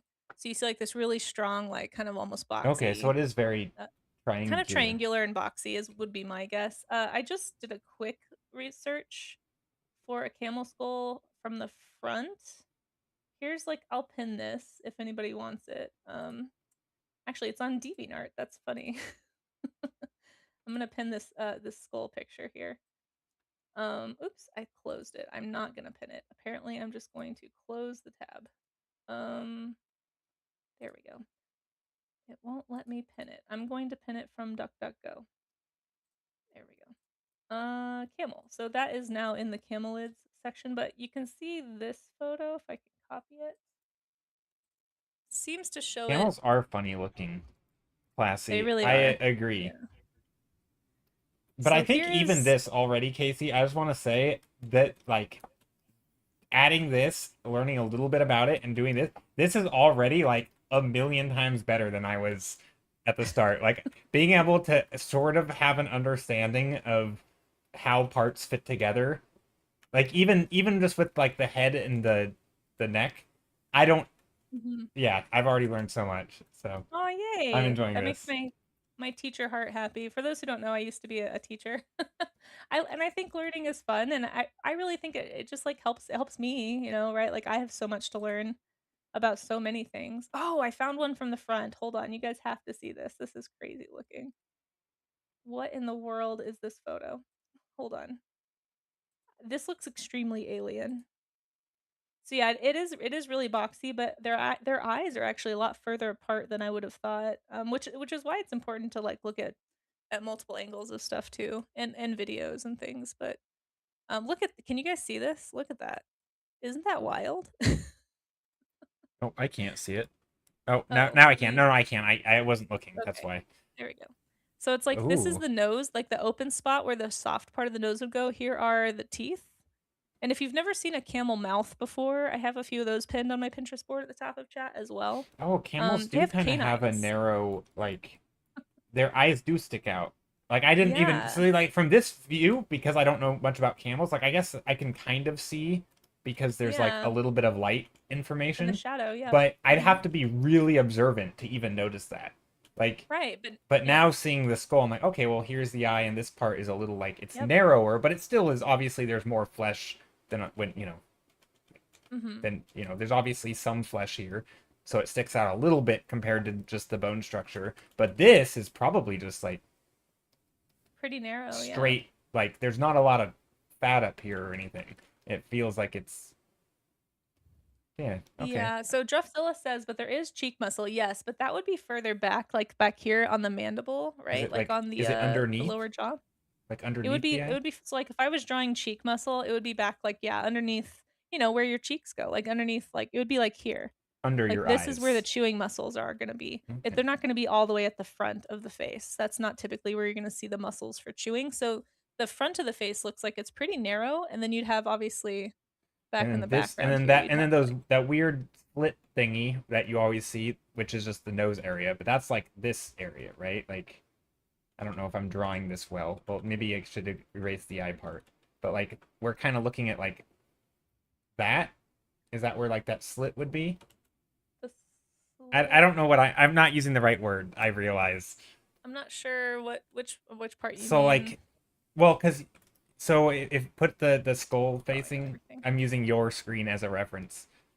If you Okay. put the skull, the facing one, Oh, the straight one, okay. so you have like this This? part in the middle, like where the nose parts are, and then you have the eyes up here, right? And then you have like the jaw coming down this way, kind of. Uh-huh. So this Yep. part, this like hole in the Uh-huh. bone, is Oh, that oh, the here? nasal, Yeah, no. So that would be more is that like if you forward? go back to this, do you see how it's like further forward if you look at the side view? Yeah. So my take on this was that it would actually be like right here. It's like, so if I were to take, Well, isn't that or I oh think oh you're too close to the eyes. Like, do you see how far apart? Like, here's the eyes right here, and then use okay. all this bone in front of the eyes. So it's really think Oh. like your nose bridge. Like if you can feel like where you can feel that bone Okay, in your so nose. so there is a nose bridge. Okay. So like this part right here is the nose bridge, and then like if I were to draw what you've got, I'd probably do something like this. So like this part would be the fleshy part, but like the eye distance to like where that is gonna stop is gonna be So pretty like broad. that is kind of the thing. So like Um, a is little that more like see how it's like goes all the way to the front of the teeth. So the oh. teeth are gonna be under Oh the right, lips. teeth are have to be Yep. connected, And that right? nose, Right? see the Teeth are nose, the part of this. nostril? Okay. Yeah, so like the nostril's gonna be about right here. So like if I'm just like obviously this is a dromedary camel. It's not the exact type of animal that you've got, but it's gonna be close. So I would say like the lips are probably like this on this animal. Oh, I'm just okay. using your reference here Yeah, no, to like draw it that on makes top. sense to Yeah. look for the bone parts of the Mm-hmm. animal, like the teeth obviously have to be Yeah. connected to the skull. Yep. Okay. I don't know why Yeah. that didn't like cross my brain, like, oh, teeth have to You're just be not used part. to thinking about it. Yeah, I'm not. Yeah. Yeah. And that's okay. I do have like there is some camel mouth references too, which I guess maybe trigger warning because camels have crazy mouths if you haven't seen them. But I'm gonna pull it up on the screen, and maybe that would help kind of see where the teeth come out too. It will be linked if anyone needs any of these references. They're linked at the top of my chat. And for anyone coming in, you might be wondering like why camels? Happy World Camel Day. That's what today is. Oh, Sometimes yeah, I knew that. I Totally. like to pick animal studies based on like animal awareness days sometimes just because I think it's fun. I Um, completely knew this was Camel Awareness Day or Camel Day. Happy Camel Day, yeah. everybody. Otherwise, I would have done it on Wednesday, obviously. Good point. um, Why it should just yeah, always be on a Wednesday. Like, you know it how should some be. holidays are like the second Wednesday of the month, and then others are like it's always on the 19th. Like this should be one Yeah. of those second Wednesdays of the month or whatever. It should always be a Wednesday. And if it conflicts with another holiday, so be it, because There you go. it's a camel day. Yep. So here is a, I guess, again, maybe slight trigger warning because it does look kind of creepy, but here is the inside of a camel's mouth. And it kind of shows you, it's like, and it's just yawning or something, but it does look a little crazy. But it shows you where those teeth actually like meet, right? So let me get this posted as well. Also, I And again, all love these, what Penzing said. Mouth flaps on these beasts of burden are so thick too. Thank you for calling them mouth flaps, because that's what I would have said. I don't know what the word is. I have a hunch that's probably not technically the right word, but I love it. I would just say lips, but Mouth mouth flaps is flaps. funny. So here is a camel's mouth. You can see like the lower teeth. I mean they have thicker lips for sure because they do eat cactuses. So like part of why their mouth looks so crazy is because of what they eat. They have really thick like gum pads to help protect them from the spines. They've got really crazy like these. You can't really see them in this picture, but the inside of their mouth has like these little tendrils to like help protect their mouths from rough forage essentially. They also have canines. A lot of people don't know that, but camels actually they have really sharp canines. Hmm. Like a camel bite would be pretty vicious. Well, yeah, if But you can they're see yeah, it's yeah, but you crazy. can see like that it's kind of like goats have this too. If you ever see the inside of a goat mouth, they don't really have they don't really have front teeth. They have like this big pad. Like this big it's like a big piece of gum, but it's in the shape of a tooth, kind of like it sits in the front of the mouth the way that it would. Um with like dinnery, right? Like teeth. Um but hopefully that helps like seeing how close that is to the edge of the mouth and the nose right here. But again, trigger warning if you look up a camel mouth because they can look kind of crazy, especially with all the tendrils. They kind of stick out. Mouth tendrils is a wild statement, yeah. If anybody needs like a close-up view of that, I can show you another. But yeah, just look up camel mouth and you'll see what I'm talking about. Here's another one that's kind of wild. That shows it off a little bit more.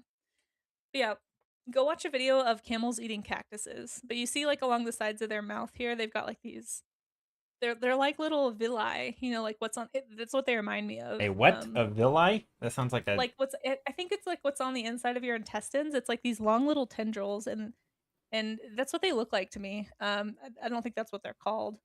I think they're actually called like papillae or something, but it's like these. I don't, if you can't see what I'm talking about, it's right here. It's just like these little pointy like okay. like tentacly sort of structures along the sides of the mouth to Camels protect have them. tentacles. Just learned that. Great. That's not. I That's kind of terrifying. They are. They're kind of and like the canines also freak me out. Like honestly, the fact when I learned camels have like some of them have huge ones. But like when I learned that they had big sharp canine teeth in there too, it's just like, man, don't ever get bit by a camel. It's horrifying in there. Um it's really scary. If you've never seen the inside of a leatherback sea turtle's mouth, it's got a very similar type of thing. I feel like You camels think are super wonky, but also then there's the images like this, and it just makes it look like a happy dude. Like, look at this. yeah. Just big Well, just old, don't look in its mouth. just big old. Yeah, the second it starts opening its mouth and eating and stuff, and it's super weird. But yeah, Yeah, so if anyone's never seen like a leatherback sea turtle mouth, they have very similar structures. I have so many animals in my in here right now, but yeah, you can see like the little and this is to keep jellyfish like to help them swallow jellyfish. So it's not like they're sharp or anything. They're kind of like flexible. But they're just highly modified structures to like help them get down their food. It's the same way with camels. It kind of keeps everything uh protected and going the right direction, I guess. Very weird though. Very, very yeah. weird. I'm trying to find that link of the forward-facing skull that you had, Oh, that one I think I didn't pin. Hold on, let me grab that. I'll pin it right now. because I feel like that would be very relevant for this image. Yeah, let me oops, I keep hitting the wrong button here. Never look a gifted ungulate in the mouth, especially a camel. I think I just pinned That's it. You true. might have to Camels do spit, refresh. right? That's not a myth, right? They actually do They spit. do. Okay. They do spit, Thank. yeah. I'm glad I didn't learn misinformation from Disney on that one, because I feel like So not a here's myth. the I Okay. just pinned this page. It should be on the Pinterest now, and it's actually kind of a cool page because it shows you like up close the different teeth structures. Like you can see those big canines on the lower jaw. right there. There's two really big ones. Then it shows you kind of like, oh my gosh, look at those canines Wait, on this individual. Jeez Louise. oh, where am I looking? Oh, you Massive. just pinned it? Is that what you said? I just pinned it. So if Okay, you so refresh yeah, that I'll Pinterest do that. page, it should show. But holy Oh, cow, there it I don't know if is. you guys can see Perfect. that. But that is crazy. Now, a lot of these are, again, we just looked at that gum pad. So most of this tooth would be covered by gum. So you would just see the tips of these teeth, these big canine teeth. But look how intense they are. Dang, Like, those are some big chompers. They you yeah, would like without the gums, you can really see how long those well, canines if I are. That's ever crazy. see a camel in real life, I will know not to get bit by it. Yeah, don't get bit by it. Um, but yeah, you can also see, like you were saying, look how narrow that front jaw, like those jaws are. That's crazy. Yeah, Um, because I'm mhm. trying to like sketch out like where like on here. Yeah, this is a great reference page. Holy cow. Oh, and they've got articulated horse skeleton. This might be. Oh, here's that crocodile. So, like, here's a crocodile skull just to show you what we were talking about earlier.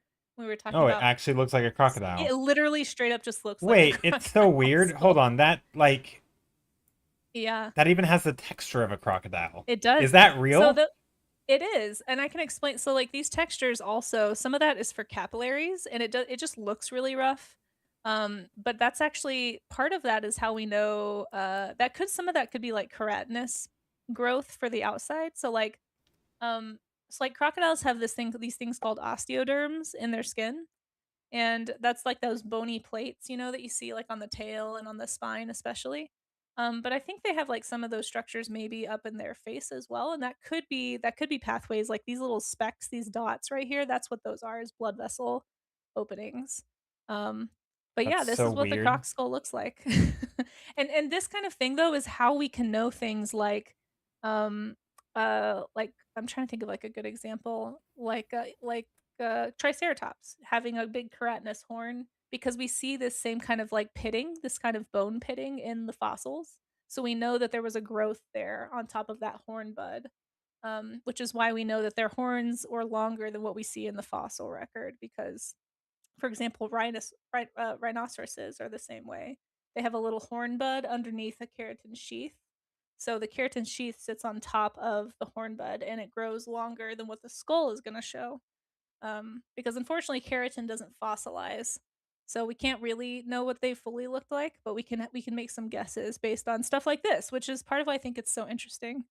um yeah, anyway, since we were talking about that, okay, let me get back on track here because I went way rabbit holey. No, that was good.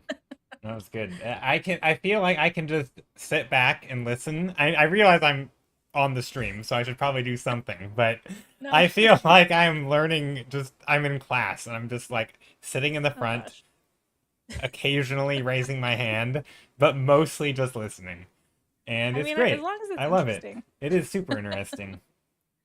I like nerding out about animals. I wish I need to figure out how to be excited about like people in this same way, or like cars like we were saying, or architecture for me is one. I And think same. architecture I think you could get into architecture, but there's a lot of like cool design philosophies around like different like cultures of like how they approach like why they design certain things a certain way, which I always thought was cool. Like when I feel like learning that makes you like I mean the obvious examples, not to get too into it because this is a camel stream, but like just having things like super pitched roofs for like okay, well obviously if it's gonna be snowy and you don't want the weight to build up, and so you build them at an angle, and like that makes a lot of sense. But then in some places, if it's super hot and you need to capture water, you literally make them flat, and then you have like they will literally catch all the water, and then you can drain them down into like a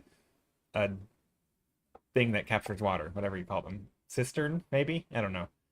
But yeah, so like just knowing like why, oh, am I lagging, maybe, but like different types of buildings and materials are built differently for different reasons in different locations based on climate and other like cultural things. I think there's a lot of cool stuff there, which I don't know a ton of it, but I feel like learning a little bit about that can go a long way for like why Yeah.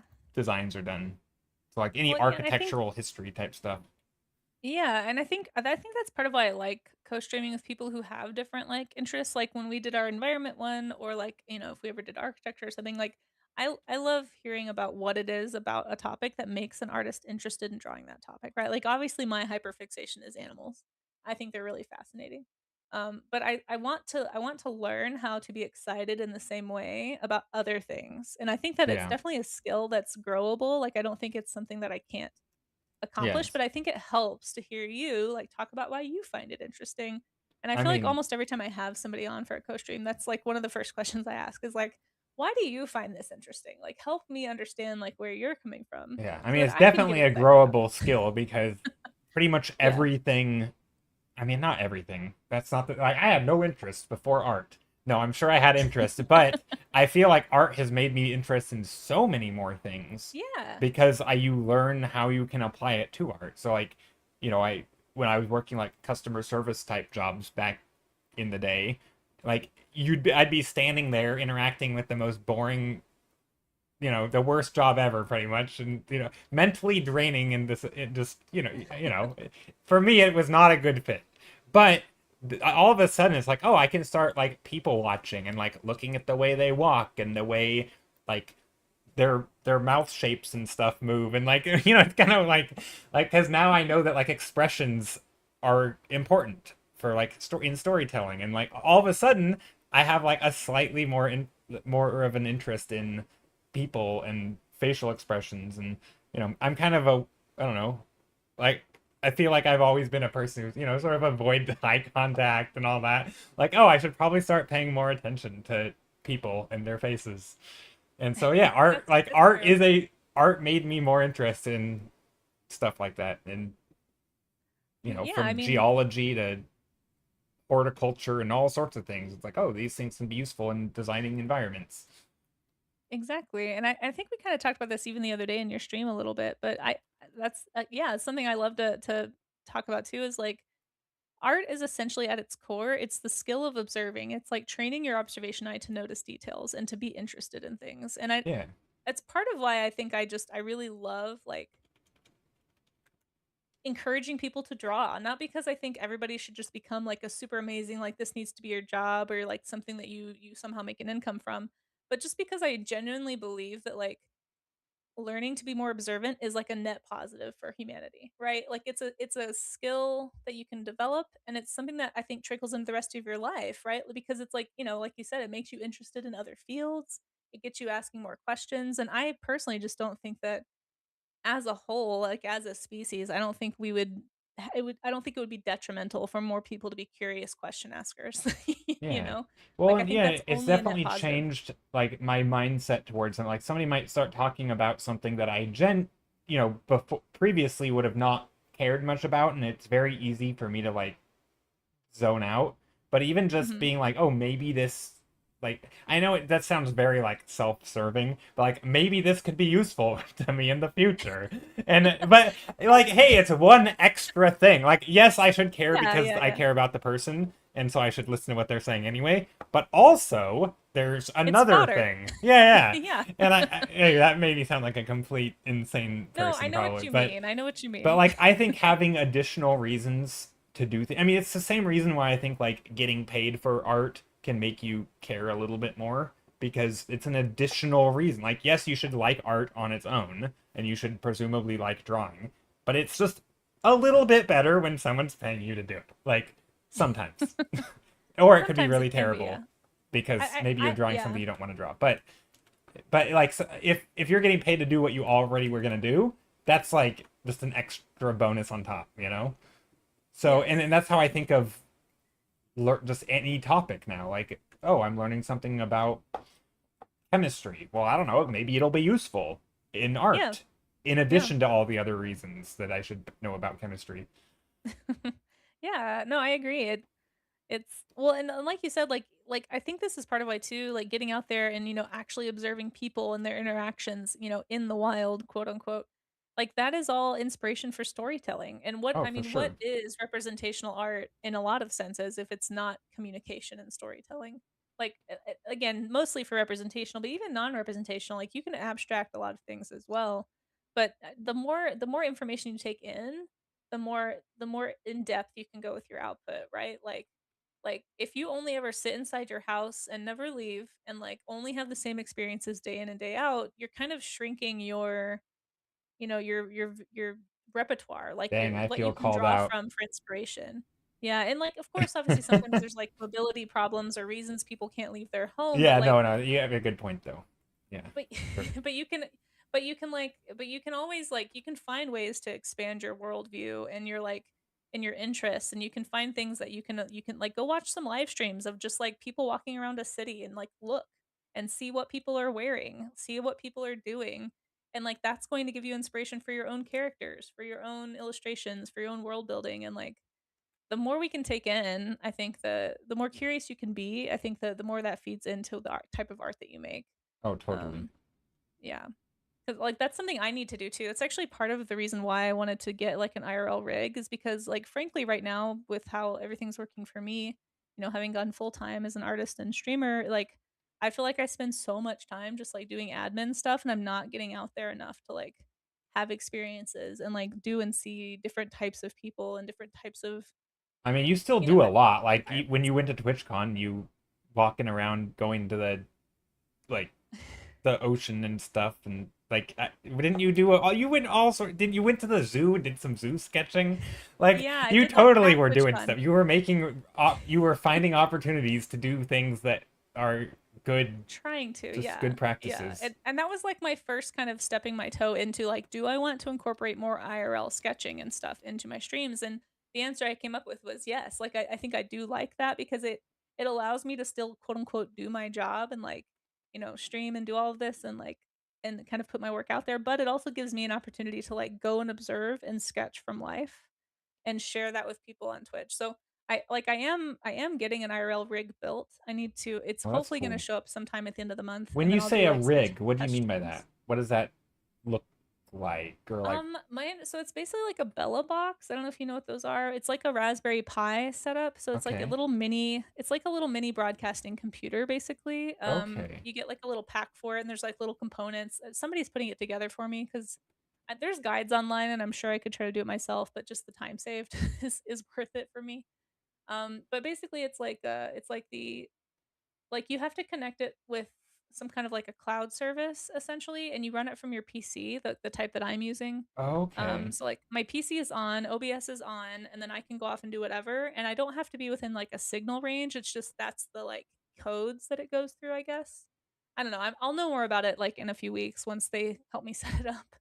Oh, But that is basically, cool. it's like it's got little mobile packs, like you buy like you I have to buy a mobile plan for like Verizon or for AT&T or whoever, and however many I buy, that's how many signal bounce options it will have. And so like if I'm in an area that like say Verizon has a low signal in this area, it will switch and use the AT&T signal instead. Oh, So so it just okay, that automatically makes a lot of sense. That's cool. yeah, so it'll So just it'll keep good automatically bounce to quality. the strongest. Mhm. Yeah. Okay. Yeah, because And so I my could hope see if is you to were doing it all just mobily, like a oh yeah, tiny it's hard. blip in your stream would go out, right? Like, Yeah. okay. Yes. Oh, Yeah, that or it's just explains like how super some laggy. streamers do it. I'm like, because I Yeah. always kind of wondered, like, there's a few, like, there's a music streamer who I follow, and I'm like, their quality is so good, and it's like they're going and like, and they're just like Mhm. constantly walking, and because they do it Right. outside, it's like, how are you doing this? Like, how is Yeah. it not dropping? Okay, I bet you they're doing something like that. And there's, like, pre-built rigs you can get that aren't these little, like, DIY boxes. Like, I think LiveU is one of the that's the one I used at TwitchCon was the LiveU brand. I think that's what it's called, or ULive, something like that. But it's, like, close to 2 grand for that rig. And then the mobile plans, I have a friend who uses that, and he told me that he's paying, like, $400 a month for his mobile plan for that, and I'm just like, "That is unattainable for me." Like, there's no way I could afford that. But the reason I went with, like, the Bella box, like the DIY one, is because, 1, the setup, like, it cost around, like, $700 to get it set up, Oof. and that's including paying for the person to make it, and then the monthly fee is only gonna be, like, $50 for 2 mobile plans. Now, if I wanted to do more, it would be more, but I'm Ooh, gonna that start with still 2. feels like a lot, but I guess I mean, it'll compared be to the worth it. other Having a, yeah, options. that's true. Well, and And the building fee, like I did a subathon for that. Like I can't afford just $700 out of pocket, you know. So like this, you know, people on Twitch really helped me out with that, and Oh, it's I'm nice of really everybody. appreciative. So Yeah. like I couldn't have swung that on my own. Yeah, there's definitely some setup costs in doing cool stuff Yeah. like that. You have to have Yeah, a but rig that can actually do that. But yeah, that's neat. so like I think I can handle the 50 a month. That's kind of that was kind of the like, okay, that's way more affordable. Yeah. That's essentially my grocery money. So You only we'll spend just see. $50 a month on groceries?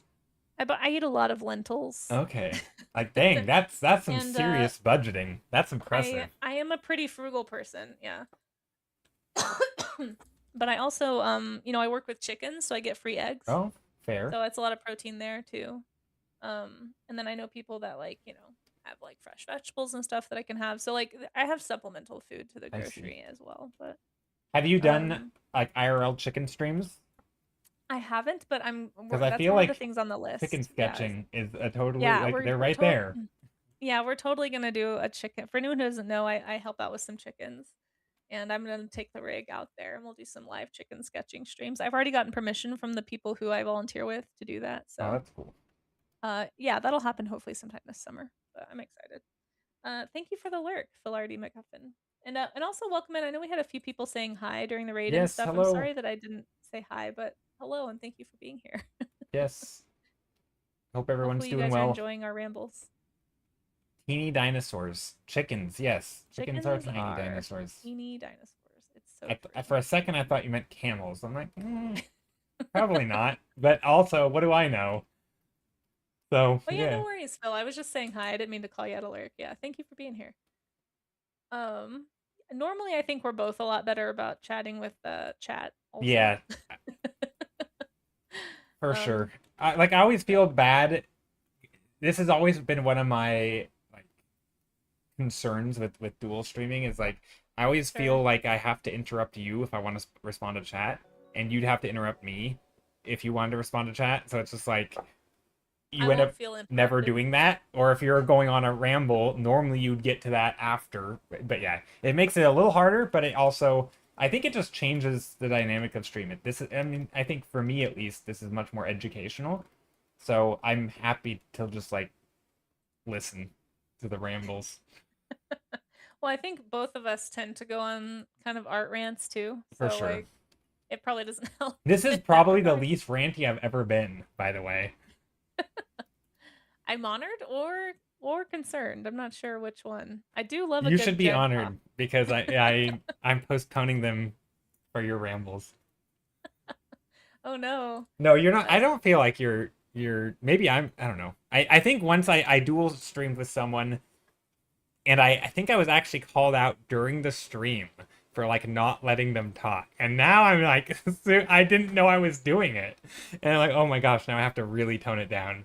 And so it's oh like wait, what happened? You were co-streaming and you got called out by the person you were yeah, streaming with? yeah, well kind of. Well, not really. I think it was jokingly, but like apparently I like I don't when I'm rambling, I'll lose track of time kind of, and I'm not even aware of how much I'm rambling.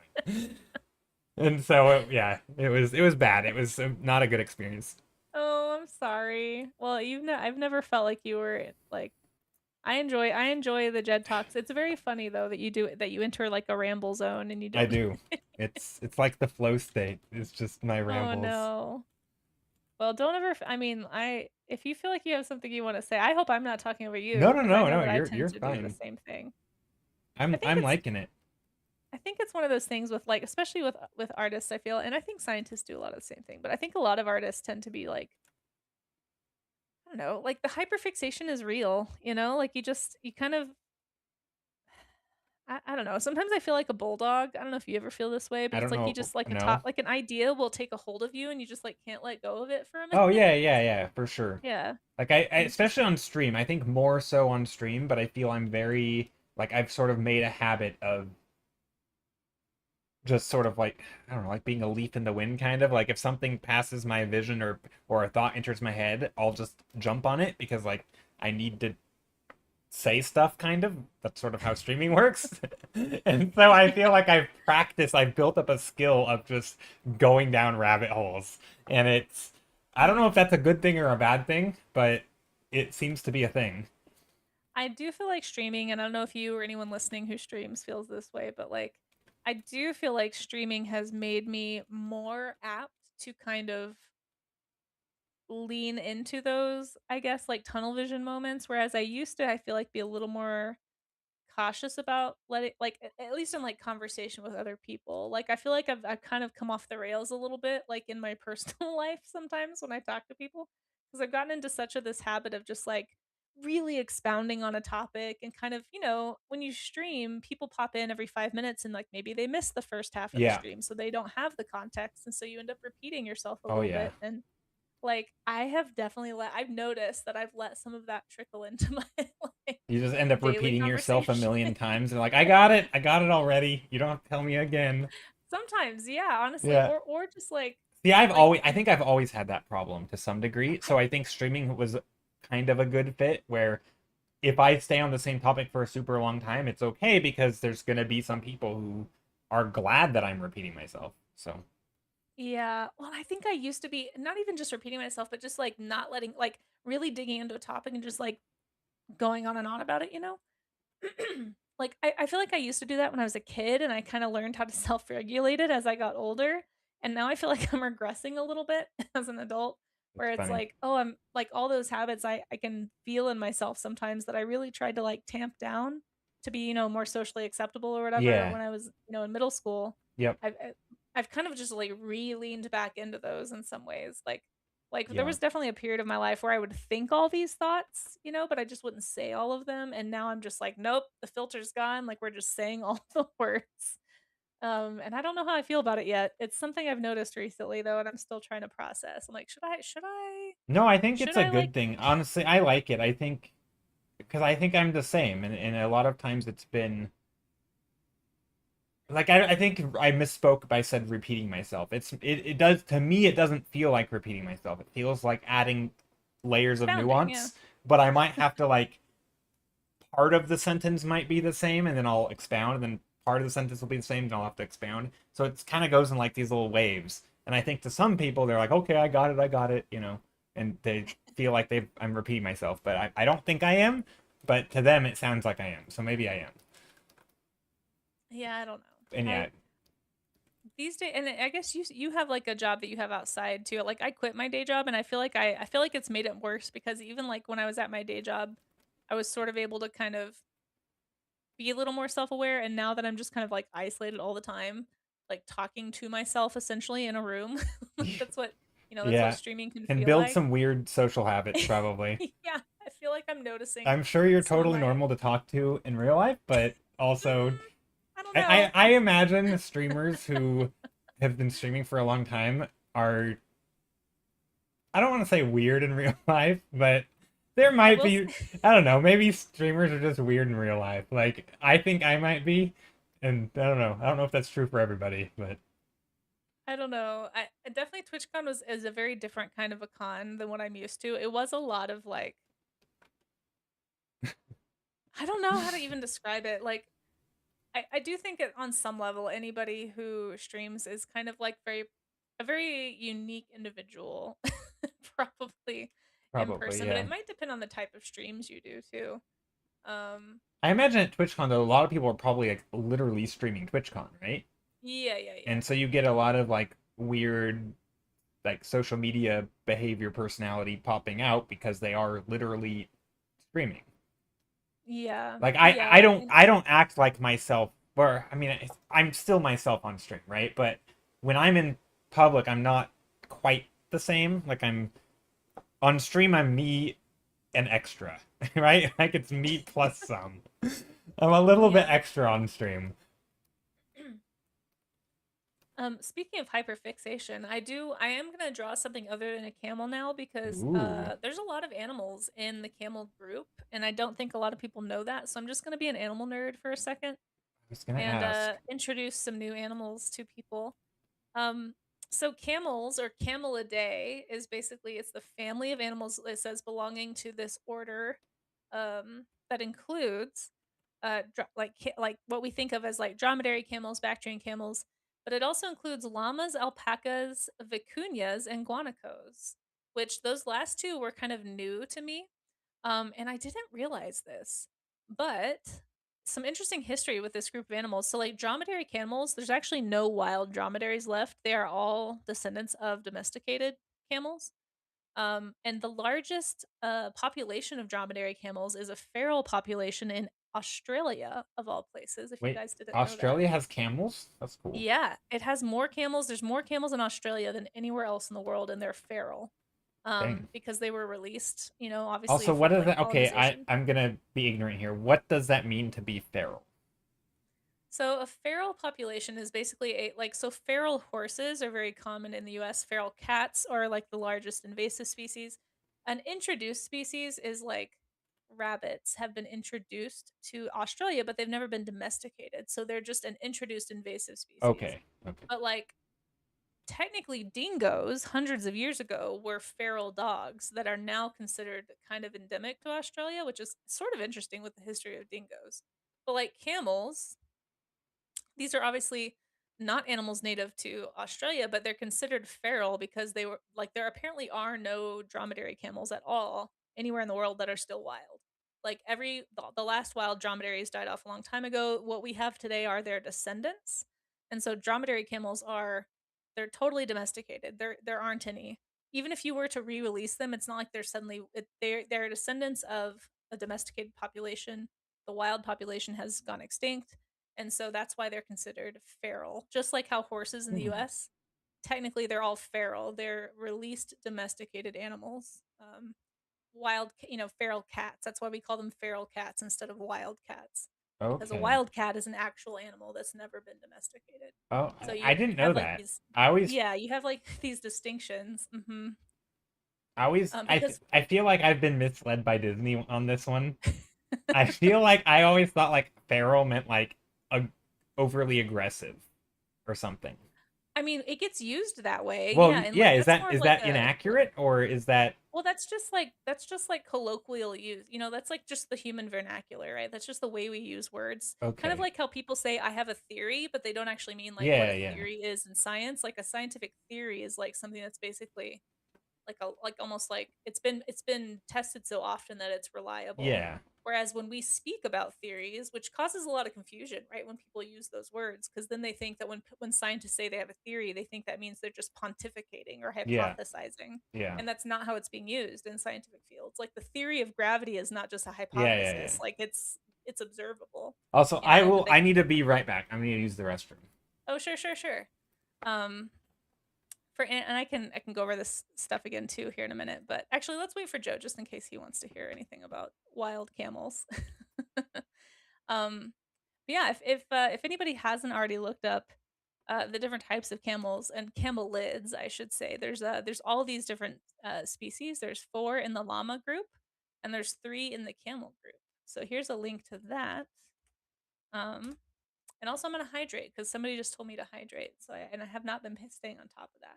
But I'm probably going to draw like an alpaca or something next. I think. Tex says I did a podcast for 10 years, and yes, I'm a weirdo. I'm sure you're great. Camels first evolved in North America. Yeah, they did. They did. So did horses actually, which is so interesting. But then they actually went um extinct. But then they've been reintroduced from domestic populations from overseas. Isn't that weird? Like it's so when you start learning all these terms, it kind of opens up the conversation a little bit around all this stuff. um hey Petey, welcome in. And Undead Devin, welcome in, says I just learned about the existence of vicuñas the other day. Same. Yeah, vicuñas and guanacos I just learned about last year, and I have Okay, some I'm really back. interesting stuff I want to share when Joe gets back. Oh, welcome back, Yeah, Joe. I was quick. Okay. You were fast. Yeah, Undead was just bringing up like I just learned about vicuñas the other day, and I did too. Like it's part of why I think it's so interesting. So like on the topic of like wild versus not like domesticated, so we have the Bactrian camel, which is a really well known like kind of fuzzy looking Yeah, I'm camel, just right? They're watching your very stream classic. now. Yeah. Ooh, oh, those are whoa. Yeah, Bactrian camels are very cool. Those are But cool. this is actually a domesticated Bactrian camel, and we still have a wild population. So here's a wild Bactrian camel, very different, and you can see the differences too. Here, let me make it smaller. Is that Um, is that it's just like hairless? it's it's fuzzier. It's fuzzier than a dromedary. You can see those big shaggy Yeah. hair, but you can see how the domesticated one they've bred for more of this fur, Yeah, they're very right? So you can see floofy. the difference, even though they're related to each other. Like these guys came from these guys. We've changed them so much that they kind of have their own distinction, which is part of, so we see this with all kinds of animals. Like dogs are different than wolves, even though they are descended from wolves. Like they get their own Yeah. scientific name, right? I think it's familiaris. Anytime you see familiaris, it's usually the domesticated um, Oh, I didn't know that. version. At least with like cats and dogs, I think. But we don't have a wild contemporary for the dromedary. Where's my? Oh, here it is. Now with llamas and alpacas, most people know about llamas and alpacas, right? Like these are domesticated. Like here's a domesticated llama, here's a domesticated alpaca. But I didn't know that we still had their wild counterparts. We do. They're actually called guanacos, which is a wild llama, basically, is a guanaco. So this is what an actual like Is that the the one descent. that's in Australia? They're in South America. I think they're Okay. all actually. I don't think there are Oh, okay. any in I think the only place that we have llamas are in South America. Llamas and alpacas are both from South America, but this is a guanaco. So this is the ancestor of a llama, and you can kind of see the similarities. Obviously, the domesticated ones have been again bred for coats and Yeah. different purposes. And here's the alpaca, and the vicuña is essentially a wild alpaca, um, which is kind of cool. Oh, I did that's not know cool. that Yeah, until I've never very even heard recently. of a vicuña. I hadn't That's either. neat. Yeah. So, but here they are next to each other. So you can see they're smaller. So That's wait, the when main. when you say you just learned of them, how recent? Like sometime last year. Okay. Like I don't know. Yeah. Like Did you I learn was watching about a. them through the somebody asking you to draw an animal and then you not knowing what they were? No, actually, I was watching a documentary because that's also part of why I have way too much animal knowledge. Is I've always loved watching animal documentaries, and I was watching just like a clip from a documentary of a mountain lion attacking a guanaco, and I was like, "What is a guanaco? How have I never heard of this animal?" And then I looked it up on Wikipedia, and I was like, "Oh my gosh, they are like non-domesticated llamas. Oh, Like that's cool. this is the ancestor of the llama, basically." Now that I've Um, learned that this is a thing, I'm in the next 24 hours I'm gonna hear about a guanaco. It's you gonna are. happen. It always happens. You learn something new and then you immediately It's start true. noticing it. Yeah, there's a term for that. I forget what it's called. But yeah, then I was like, "Oh my gosh, vicuña." Like it's the same thing with alpaca. So anyway, just like fun little fact. I'm actually probably going to draw a guanaco now, like a wild llama just cuz for funsies. But they all are part of Camelidae, I think is the name of the group. Camelidae, I guess. It's kind of like canines encompass like foxes and wolves and dogs. It's the same thing with this group. Camelidae. It refers to both camels and llamas. I think it's actually lamini is llamas and alpacas, and then camelini is camels. But I'm just gonna say camelidae because that's easier. And then here's that even-toed ungulate foot there, the camel feet. They're very strange. Um, but anyway, fun little learning Yeah, moment. that's I like good. to. Riz Chevy says we learn lots with Casey's streams. If it's not a new animal, it's a term or even a brush we can get for our digital program. Yeah, yeah, that's what I think's so cool about. I mean, that's also one of the reasons I want to be on here because I think anything that is sort of like art in presented in a way that's more about like learning new things and building up skills or just sort of like treating it as like a thing where about knowledge and I don't know, learning more and being curious. I think that's such a good way to I don't know. I've always appreciated that. So yeah, it's good. Well, I'm glad you like it. I enjoy being enabled to be curious without judgment. So I'm glad that people like it. Because sometimes I don't know. I feel like I don't know if you anyone listening has encountered this, but I feel like there's like some people who actually really seem to dislike curiosity, like to the point where if you ask them a question, they feel like they're being interrogated. I don't know if you've ever Oh, I met definitely people like yeah. this. Yeah, and I find it really hard to like communicate sometimes with people who think that way because it's like how do you like how are you not curious, I guess is the part that I don't know. Like there's so I mean, many I'm cool things probably to to be learn. fair, I'm probably like that a little bit in some areas. It's probably like domain specific, where like if it's something that I just don't want to think, I don't know, there's, I mean, it's hard because like I would like to think I'm a person who's always like super curious about everything, but like that can't be true. Like I don't think I probably Sure, and am. I guess I don't mean like every topic, but like there's some people I've like literally never been able to have like an I feel like a dialogue with because they like Oh, it yeah. it feels like the conversation never really is ever inquisitive in any way. Like even if it's something basic like asking about somebody else, like I don't know. I think this is part of why I think like staying curious is so helpful for humanity because I do think it's actually better because like if we're able to like be curious as much as possible, I think it also translates to being curious about others, which I think is also a net positive. Yeah.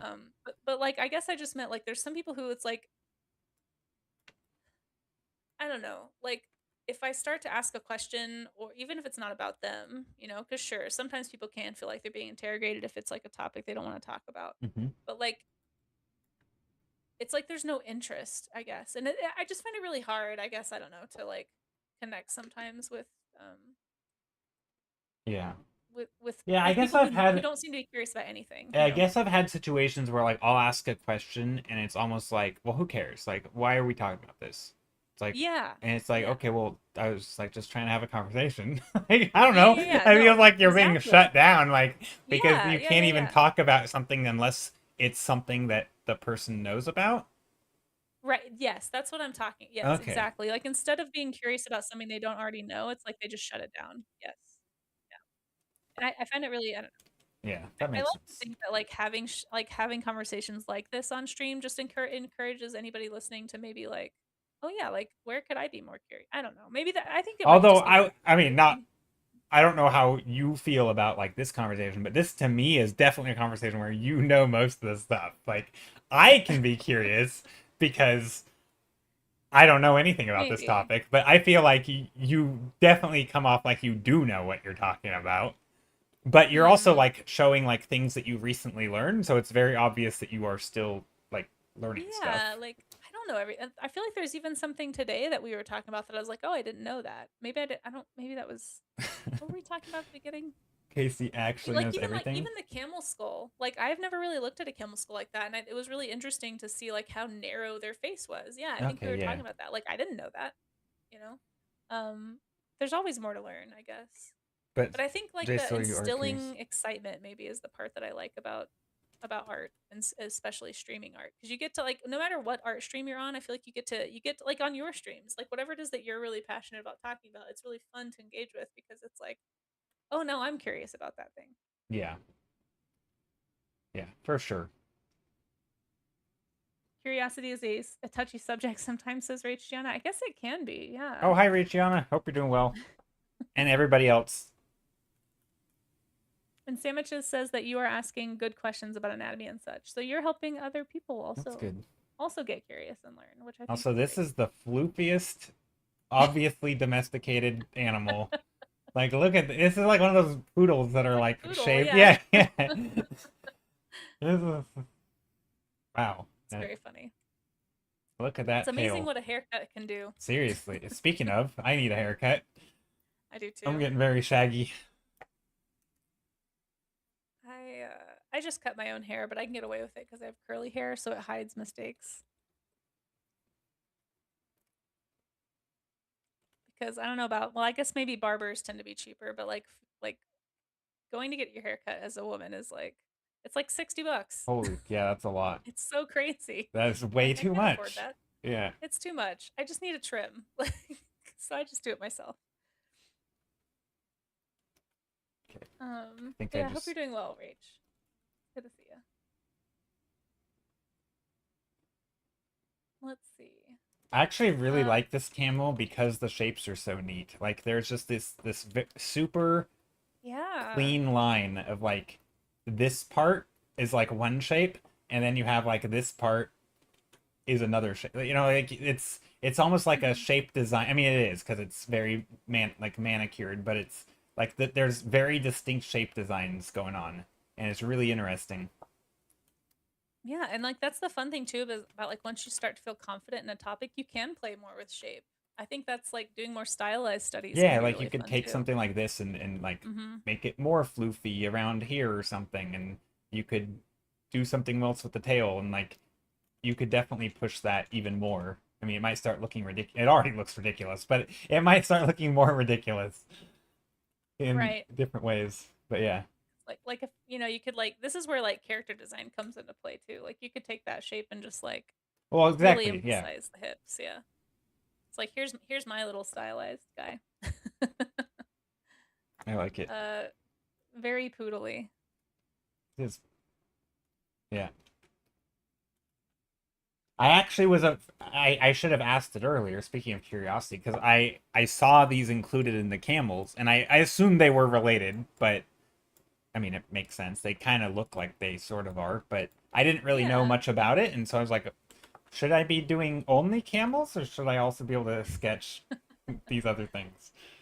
Yeah, I mean, technically, I for today I said I think it's probably like World Camel Day. Probably people are mostly whoever is celebrating that is probably just talking about camels. But I've never really looked at like this group like the Camelidae. So I said Camelidae is going to be the topic. So that includes camels and llamas and alpacas, and so I think it counts. They're in the same family.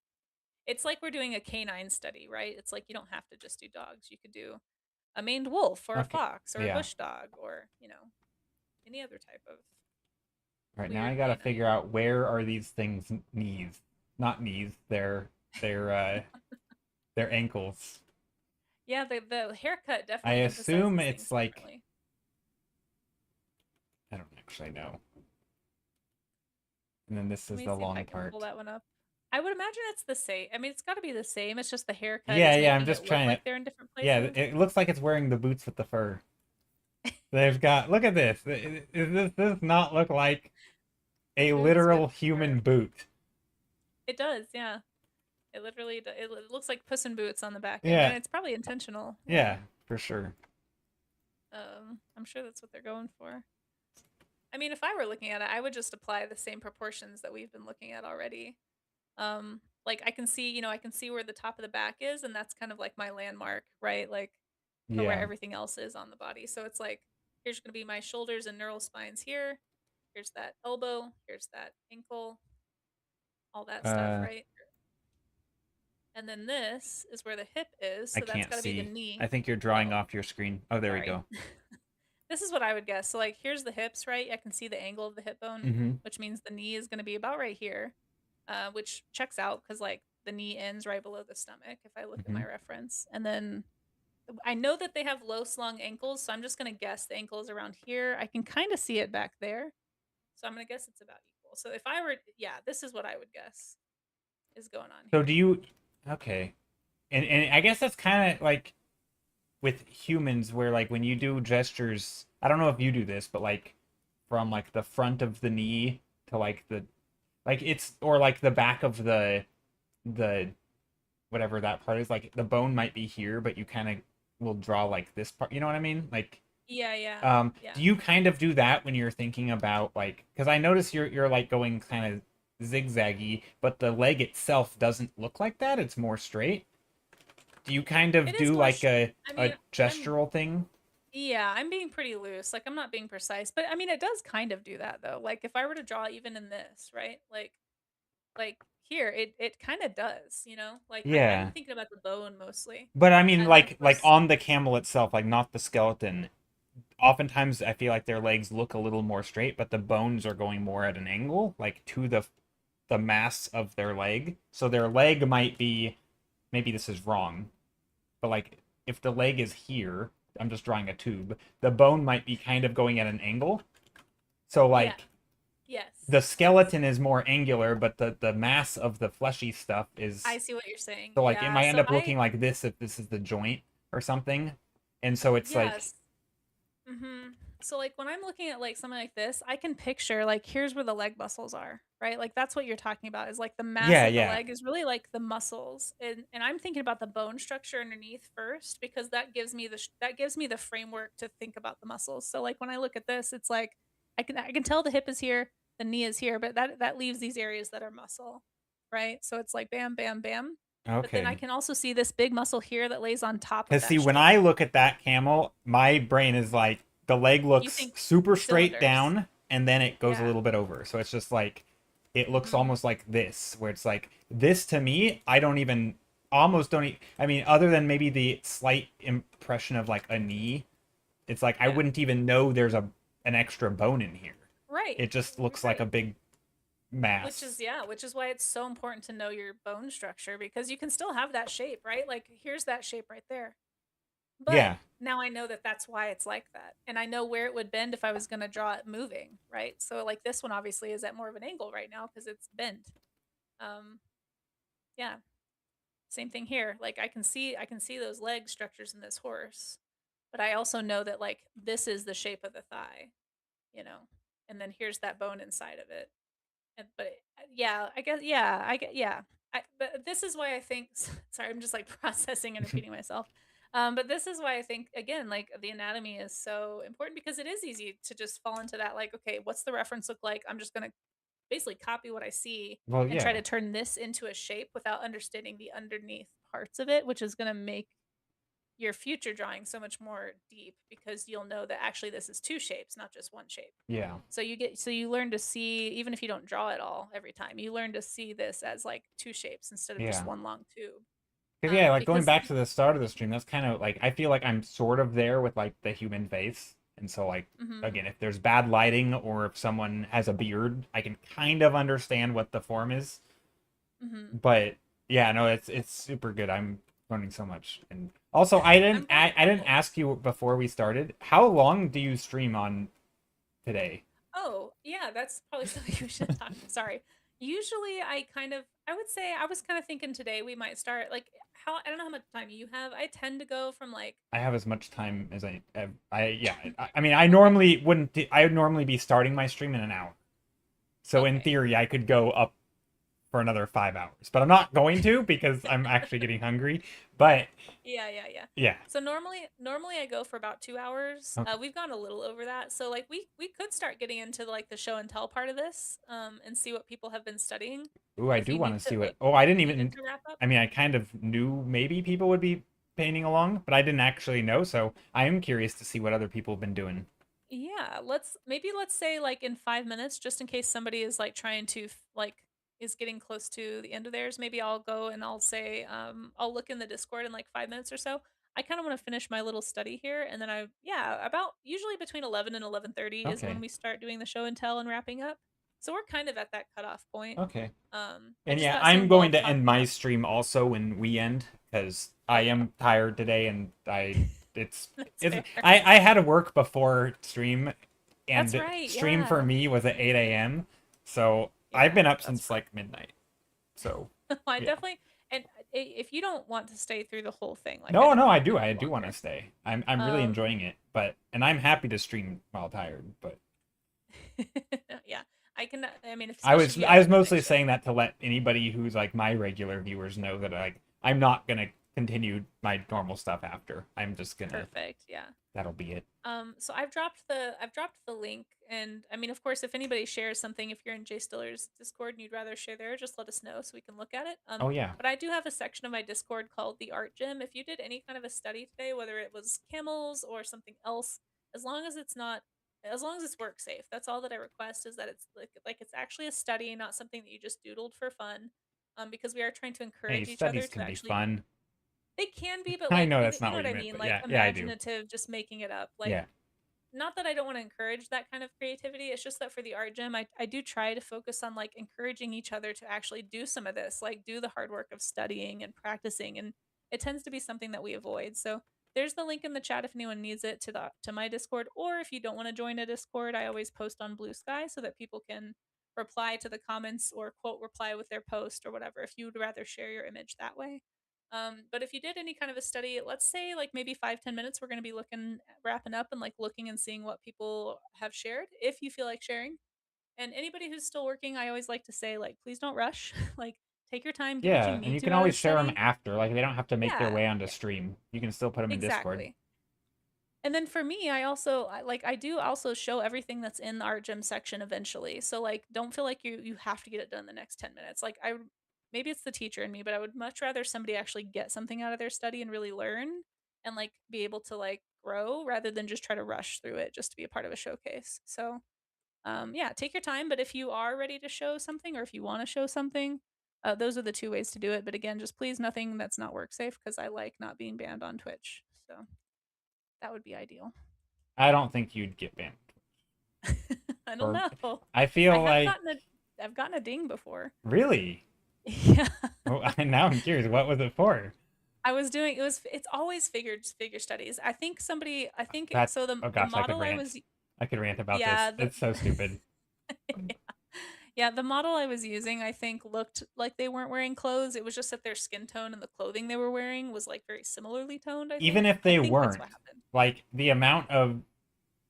the fact that the line is drawn at like nudity and not Yeah. the content or like the suggestiveness of what is happening. Like you could have something that's like wildly inappropriate, but still technically because they're wearing clothes, it's okay. Right. But then you Right. could have Yeah. something completely like just, very scientific, but because there's technically nudity, Yep. ban. It's like what in the Yeah. world? Where is this standard coming from? I know. It's Ugh. frustrating. I heard that they did, this was before my time on Twitch, but I heard that they did try to lift that Oh, they ban for did. a They did while, for like and people a went month. crazy. Well, people would push the boundaries, right? They Yeah, would, of course they did. yeah, Yeah. and so I mean that didn't that I don't know if you were around for it, but didn't that I like wasn't. there was the whole like no that actually that was after, but there was like the whole hot tub meta thing where like people there was like a like rules around what you can wear on Twitch, and people were like, you need to be clothed. You can't go shirtless if you're a guy, and you can't be in a bathing suit if you're a woman. And then they said except unless you're like swimming, and so people are, oh, I can just put a big swimming pool in my apartment and I can sit in it, and that counts. And so then they can get away with wearing whatever you would want to wear while swimming. And so it's like, oh, here's this. It's like, oh, why do people have to push the boundaries on everything? And It's what ruins things. it Yeah. does. But It does. this is why they have the phrase, this is why we can't have nice things. Yeah, it's Loopholes, a loophole. exactly. Yeah. Chick backs. And then Twitch was People like, are okay, yeah. it's hard. It's really hard to define this because Yeah. yeah, And so they just took it back. yeah. Yeah. And And so I get it. they needed a hard and fast rule instead of having like nuance to everything, which is But it's it's yeah, it's hard to still moderate frustrating. that. Like I think anybody who actually watched a stream and be like, oh, is this should this be okay? They'd be like, yeah, that should be okay. But because the rule book technically says no nudity, you immediately get a ding, which is that's so dumb.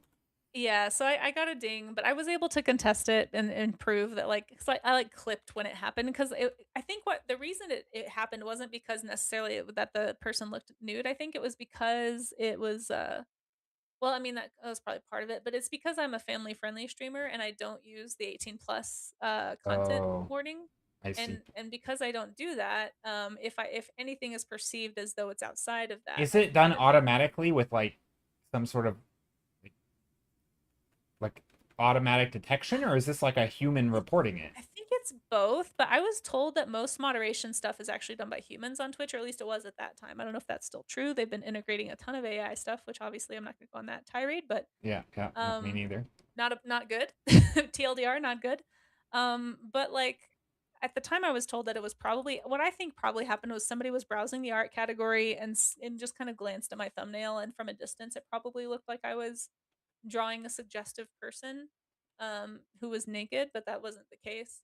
But the downside of getting any kind of a mark on your account is that it kind of like it's kind of goes on your quote unquote permanent record for like 6 months. Permanent And I was record. trying to That apply is, to yeah. TwitchCon, and I was trying to get partnered, and I was just like, like, can we not have this on the record? And so it took me a while to get that taken off of my account.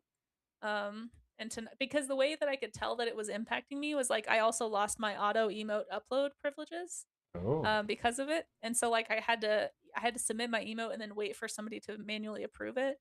And so they kept telling me that they had taken the ding off, but then I still didn't have my emote privileges. Like, nope, it's still in there somewhere. Like, I need you to like double check.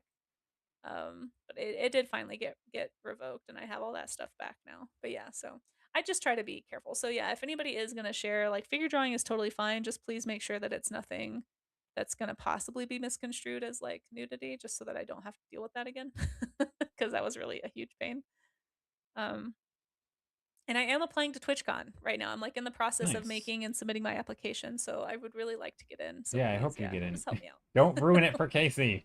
Yeah, thank you guys for being careful with that. Um, but yeah. Oh, and thank you for that follow also. I may not be able to actually finish my little study in time. I don't want to keep you too long. We can go Oh ahead and no, like I'm look. happy to hang out. Oh, Okay, you or do you I know mean you're them? tired and No, no, no, no. I'm good. I'm genuinely liking this, and it's okay. pretty chill. Like I'm doing a lot less rambling than normal, so I think I'm conserving energy. There you go. Well, I'm happy to take on the rambles for both of us. Apparently. No, no, no. You're Um, not rambling too much either. It's distributed. there you A go. little bit of you, a little bit of me. Communal rambles. No, it's great. It's fun to hang out with somebody who also likes to kind of yammer Yeah, on stream. And hopefully it's fun for everybody listening too. I think I've been seeing comments about how people are enjoying this, so that's good. I think it's good. Feedback is welcome if Some it's social networks ban informative. classic artwork community. Yeah, it's so hard to Yeah, do that. Just I mean, it's because then there's always gonna be that line of like what is okay nudity and what is not okay nudity, and then you're gonna have like it's just so much easier for moderators, especially if you're like one person moderating a yeah, big server or something. It's like, all right, we're just gonna draw the line at nudity, and any nudity is banned. And I think it's super sloppy, but unfortunately, when when you have one person or a few people moderating a huge community, like you've got to, it just becomes like a full time job otherwise. And you yeah, have to like exactly. be there exactly when every single post happens, or else you're gonna miss stuff. Right, exactly. And that's actually part of why I like to keep my spaces kind of like G or PG rated, just because it's easier. It's easier to manage. Like Yeah, yeah, I know I that people totally always agree. feel kind of weird sometimes when they're like, "Oh, you're a family-friendly streamer." Like, isn't that weird on Twitch? I'm like, "Yeah, but in a way it makes things easier for me too." Yeah, Like on because top then of you me know just exactly where the line is. It's not like, okay, now we're getting a little bit sketch. yeah, Like it's it's if it just makes that standards like everyone kind of for the most part, unless they're really trolling, like kind of sees that tag and they're like, "Okay, like I know what to expect and what's not okay yeah, here." It just makes it easier, I especially agree. on my mods. Like I don't want my mods to feel like they have to constantly be here as Yeah. much as some of them insist on it, and I'm I always mean, like, "Please take I don't breaks." think that's why I'm family friendly. I think I'm mostly family friendly because like of the I mean, maybe it's not true anymore, but like the learning aspect of art, I feel like a lot of people who are like one, we're here to learn art, and I want everybody who wants to learn to feel welcome. Like if learning or if you've never painted before, I don't want you not to want to be here because my stream isn't for you. Like Yeah, the yeah. main factor should be the art, and then the other stuff is extra kind of. So I don't know. That was kind of my whole thought, and I That's just fair. think it works that way. Anybody can be there. Yeah. Yeah. And I know I do have like some people who are parents that have like teenagers that watch with them sometimes. I don't think it's like Yeah, super common, but it's more of like a just in case, just to make sure everybody's comfortable too. And I know people like to lurk at work, and there's certain work environments where, if you were to walk by and there was like crazy stuff happening verbally or visually, it might yeah, just like make having it those where people awkward don't want to lurk. moments where someone hears over Yeah. your shoulder, like, "Oh, what are you Right. listening to?" Like, okay, My just goal my goal is to never have the stream be something that you have to hide from your boss. So yeah. like, Well, yeah, and I you think know. your example of like having a parent and like again, if there's something that's educational, a parent should be able to say, "Hey, you've been drawing. Like, here, have you seen this?" And like they should be able to share it. And I think that's cool. Yeah. Yeah, I try. And some of that I think might be too just like me really, the teacher in me still just like, oh yeah, I want everyone like you said, I like the idea that it can be accessible if people want to access it. But a lot of it also is just like moderation is so much easier too. Like you just like yeah. Well, a lot less, yeah, says Goofosaur. Also hi Goofosaur. And hi to everybody who's hanging out Yes. Oh, I also. was drawing off the screen, I think. We do appreciate you guys. Oh yeah, me too. Whoops. I love the face you're putting on it Yeah, also. yeah. It's not accurate, but you know what? No, it's great. Sometimes you just gotta wrap up a painting, and you're just Yep. If anyone hasn't seen the face that Joe is putting on that llama, you should definitely look at your screen. If you're just lurking and listening, you're missing out right now. I'm just letting you know. I think It's a it's good a face. Quite the smile. Quite the happy dude. I mean, look at this. Like, okay, there's also this one. Like, look at these Yeah, smiles. The it is a good camels lip. have great Couple of these. smiles. They do. Also, the camels especially, I forget what it's called, that like space between the nose and the upper lip. But Oh like they yeah, have it's such like a yeah, it's like a long, slit. It yeah, and almost it's so feels like it would long. open up or something, but I assume it doesn't. I assume it's just a crease. I mean, isn't that like our little lip thingy, the whatever you call it? We Yeah, I'm have trying to that. remember what it's Is called. that Does anyone full? in I chat want to know say the word? fulcrum, but that's not what that is. Um, I know that it's called a cupid's bow, like the top part, but what's the thing between the cupid's bow and the nose? There's like that divot there. There's a special word for like whatever this part is. wait, which I part? just forget what it's the part. I'm drawing a Oh yeah, terrible yeah, nose yeah, right the now. little dimple thingy. The little yeah, What do you what call there's that? a word for that. But whatever that is, that's what's long on that camel and I like it. Although I think it may actually split a little bit. Maybe not the whole way up, but I think it might be a little like a cat or a dog where it can kind of like It does look like move. it has an actual crease, but yeah. Yeah, there's like a crease and then I think that very bottom part actually can lift Okay, to if help anyone them knows grab what this stuff. thing is called, let us know. Yeah. Google it for Uh us. Nasolabial Philtrum. Philtrum. Philtrum. Philtrum. There it Okay, I is. was close with fulcrum. I knew it wasn't fulcrum because fulcrum's Yeah, like you were on a close. pendulum or like the tipping point, right? Like the balancing. I don't actually know what it is, but yeah, okay. Philtrum. That's Yeah, Goofosaur to the rescue with the terminology thank you, there. Salute. thank you, Goofosaur. Oh, Dracon, you're thinking of the Flehmen response, I think is what it's called, or phlegm response. I forget how you say it. But it's when cats and dogs they scrunch up their nose, lift their lips, and it opens up their nasal passages so they can smell more. Um, Oh, let me, I don't remember how to spell it. Flehmen response. A lot of animals do this. I spelled it wrong, but here we go. Here's a tiger doing it. The Flehmen response. And you see it a lot. Like here's a horse doing it as well as a tiger. So there's when you see horses do this funny thing with their faces, that's actually what they're doing. Is it they're opening up their nasal passages so that they can smell better. Same thing with this tiger right here. But it can make them have like funny facial expressions. Here's a tapir doing it, which tapir just look funny anyway. But it's like an amplified smelling thing. Here's an elk. Yeah. So anyhow, I think that might be what you're thinking of. Yeah. But the lips itself, I think the reason it separates right there is so that it can actually help grab food and forage the same way that our lips help us with chewing. That's like usually the main purpose of any animal that has any kind of a lip structure. I think But you when they went do way that more response, detailed on all your studies. did I? Yeah, like accuracy detail. Like my skeleton, I'm looking at your skeleton. Like you have the shapes of the like the shoulder is much more, I feel like, nuanced, Oh, maybe. which is I don't know. it would make sense because I think if you're studying something and I'm studying something, we would technically want to be probably studying slightly different things because you have different knowledge and you know. Maybe. I actually feel like your skeleton study was a lot more detailed than mine. Mine's if Well, maybe it's just I because it's put zoomed out. light. I put light and shadow, but that was just because I That's was true. painting blobs and That's true. I I don't need know. to show form somehow. I feel like I try to stay pretty scribbly and loose for the most part, unless I'm doing like a detailed study. But yeah, I don't know. For me, the main purpose of like the skeletal study is to reacquaint myself with the anatomy, like the basic Yeah. structure, because I can't, as much as I nerd out about this stuff, I can't like remember all of it at the front of my brain all the time. Like I do have to reacquaint pretty regularly, and this is not an animal that I draw often. I'm gonna say like, okay, I know I said 5 more minutes like 5 minutes ago, but I'm gonna say 5 minutes again, Five and more then I'm gonna minutes. I know. I'm Amazing. not quite done with this face. I just want to get a little bit of detail in here, and then I am gonna Oh, dig I into think the you're off the Discord. stream again. I don't. Oops, there we I go. think you might have been this whole time, like most of the stream, but that's a me Oops. problem. I could have probably cropped it. I guess I can readjust. I don't know why I haven't been No, doing it's that. probably me. I tend to lose track of stuff. Yeah, Yeah. but I am capable of like No, no, no. You're fine. You're fine. cropping it You're already also. giving me plenty. You're giving me plenty of real estate. Um, I just need to remember to stay zoomed out. As long as I zoom out a little bit, I think I'm Okay. on your screen. I just keep zooming in and forgetting to zoom back out. So it's again not a pro. It's my fault. Uh,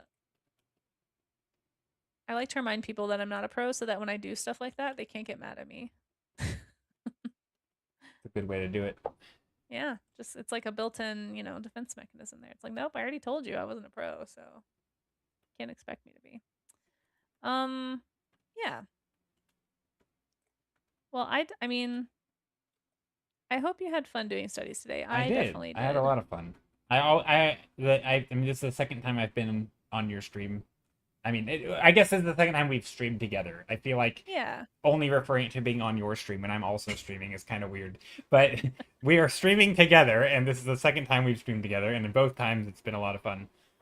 Has it been? It was art gym the other time too, Yeah, we were doing like I think. virtual plein Yeah. air. We were Yeah, yeah, painting yeah. That painting was from fun. Map Crunch. You've been doing a lot, like you were doing a lot of that for a while, and now I Yeah, think have you kind of are you still doing those, or I haven't done maybe a tell lot. people what they can expect on your stream if they don't know? So on my stream, I mean, I go through phases of different things, but pretty much it's always environments. Most of the time, it is sketching, more or less. I don't like using the word from imagination because I will and do use references, Yeah. but generally, I start sort of making things up, relying a lot on like color and mood and sort of what the place is supposed to feel like. And if I, yeah, I can show some examples. I'm gonna switch scenes for a second. I don't know if this is gonna ruin anything. Just don't do what I did. I'm sure you'll be fine. Is this showing my folders? It is, yeah. Okay, well that's annoying, but that's okay. Uh, That's okay. it's okay. I can share folders. So I do a lot of well, being in landscape mode is hard because it might not show it. I think that shows it, right? Um, Yep, I see it. okay, so yeah, there's a lot of I do if I just pick a random folder. Nope, not that one. Some folders at random. I'm getting unlucky here. This one. Yeah, here. So a lot of the folders I'll do sketches in. I'll just do like sketches. I make them up. At this stage, I'm not really using references. And then once I find a location like this, I decide that this is like, a sulfury type thing. And so I might go and find references of, say, Yellowstone, where there's types of structures that might be similar to what I want to paint. Or this image, which has like, it kind of is loosely looks like spider webs and weird alien things. So maybe I go and find spider webs for references. So generally I start just from imagination, and then I start finding references for things that are relevant, right? Maybe for trees, for grass, for certain lighting effects or whatever. And then from here, I typically will take a painting and I'll work on it till the end of stream. And then it will turn into a slightly more refined version. So yeah, but lately I've been doing a lot of the same type of thing, but I've been then adding them to like a larger map and sort Yeah. of slowly filling out like this fantasy So world, cool. adding little locations. And So yeah. did you say you're planning on like making that interactive somehow, or is So that like a maybe, long well, I term? don't know how, but maybe at some point it would be cool to have like like an interactive version of this where Yeah, I you love can it. click on a location like this and it will take you to the image, and maybe there's a little blurb. And then yeah, just over time I've been filling it out. So like here's this glowy forest thing, and then somewhere is this. So like that's kind of what I do. I do a lot of fantasy environments. It's so cool. I think it'd be such a cool way to like showcase a portfolio even on a website too. Like you can kind of explore your art and within the context of like this implied greater story. I don't know. I like it a lot. It's Yeah, very cool. maybe not like the main page of the portfolio, but I mean, Yeah, it yeah. could be. I don't know. I feel like most portfolios do want it to be very like low effort You to engage with do, it. but You shouldn't have to yeah. click a lot of stuff, but that's a separate topic, I think. Well, it could be very portfolio like, I guess I Yeah, should say, yeah, in that it would showcase like the breadth of your work in a way that people can explore and yeah, engage with, yeah. which And might be maybe you really click a fun. location or something, and so if you Yeah. here, let me close some of these. I like it a lot. It's very fun. Yeah, like if you were to It's also click, just say, this location, where's the world map? Oh, here it is. If you were to click this location, maybe it doesn't just take you to this, but maybe it also takes you to the creature design in this area. And yeah. maybe there's, if it's a city, maybe it shows like character design and the culture, and you could do concept work for it, and you could do architecture. And so like you could kind of turn it into anything, whether it's prop design, character design, creature design, anything. Mm-hmm. Yeah. And so yeah, there's a lot of World building. opportunity to that. Yep, a lot of opportunity. So yeah, go check out Jay's stream if you guys aren't already. Most of you probably are, but just in case you aren't already following Jay Stiller. Yeah, you should be able to click his name in my title to go find his Oh, I work, didn't but if even you're check to having trouble see. with that, Yeah, I didn't even check to give see it a if shot. it's doing that for you. I think I Oh, that's tagged okay. you. Yeah, I tagged you.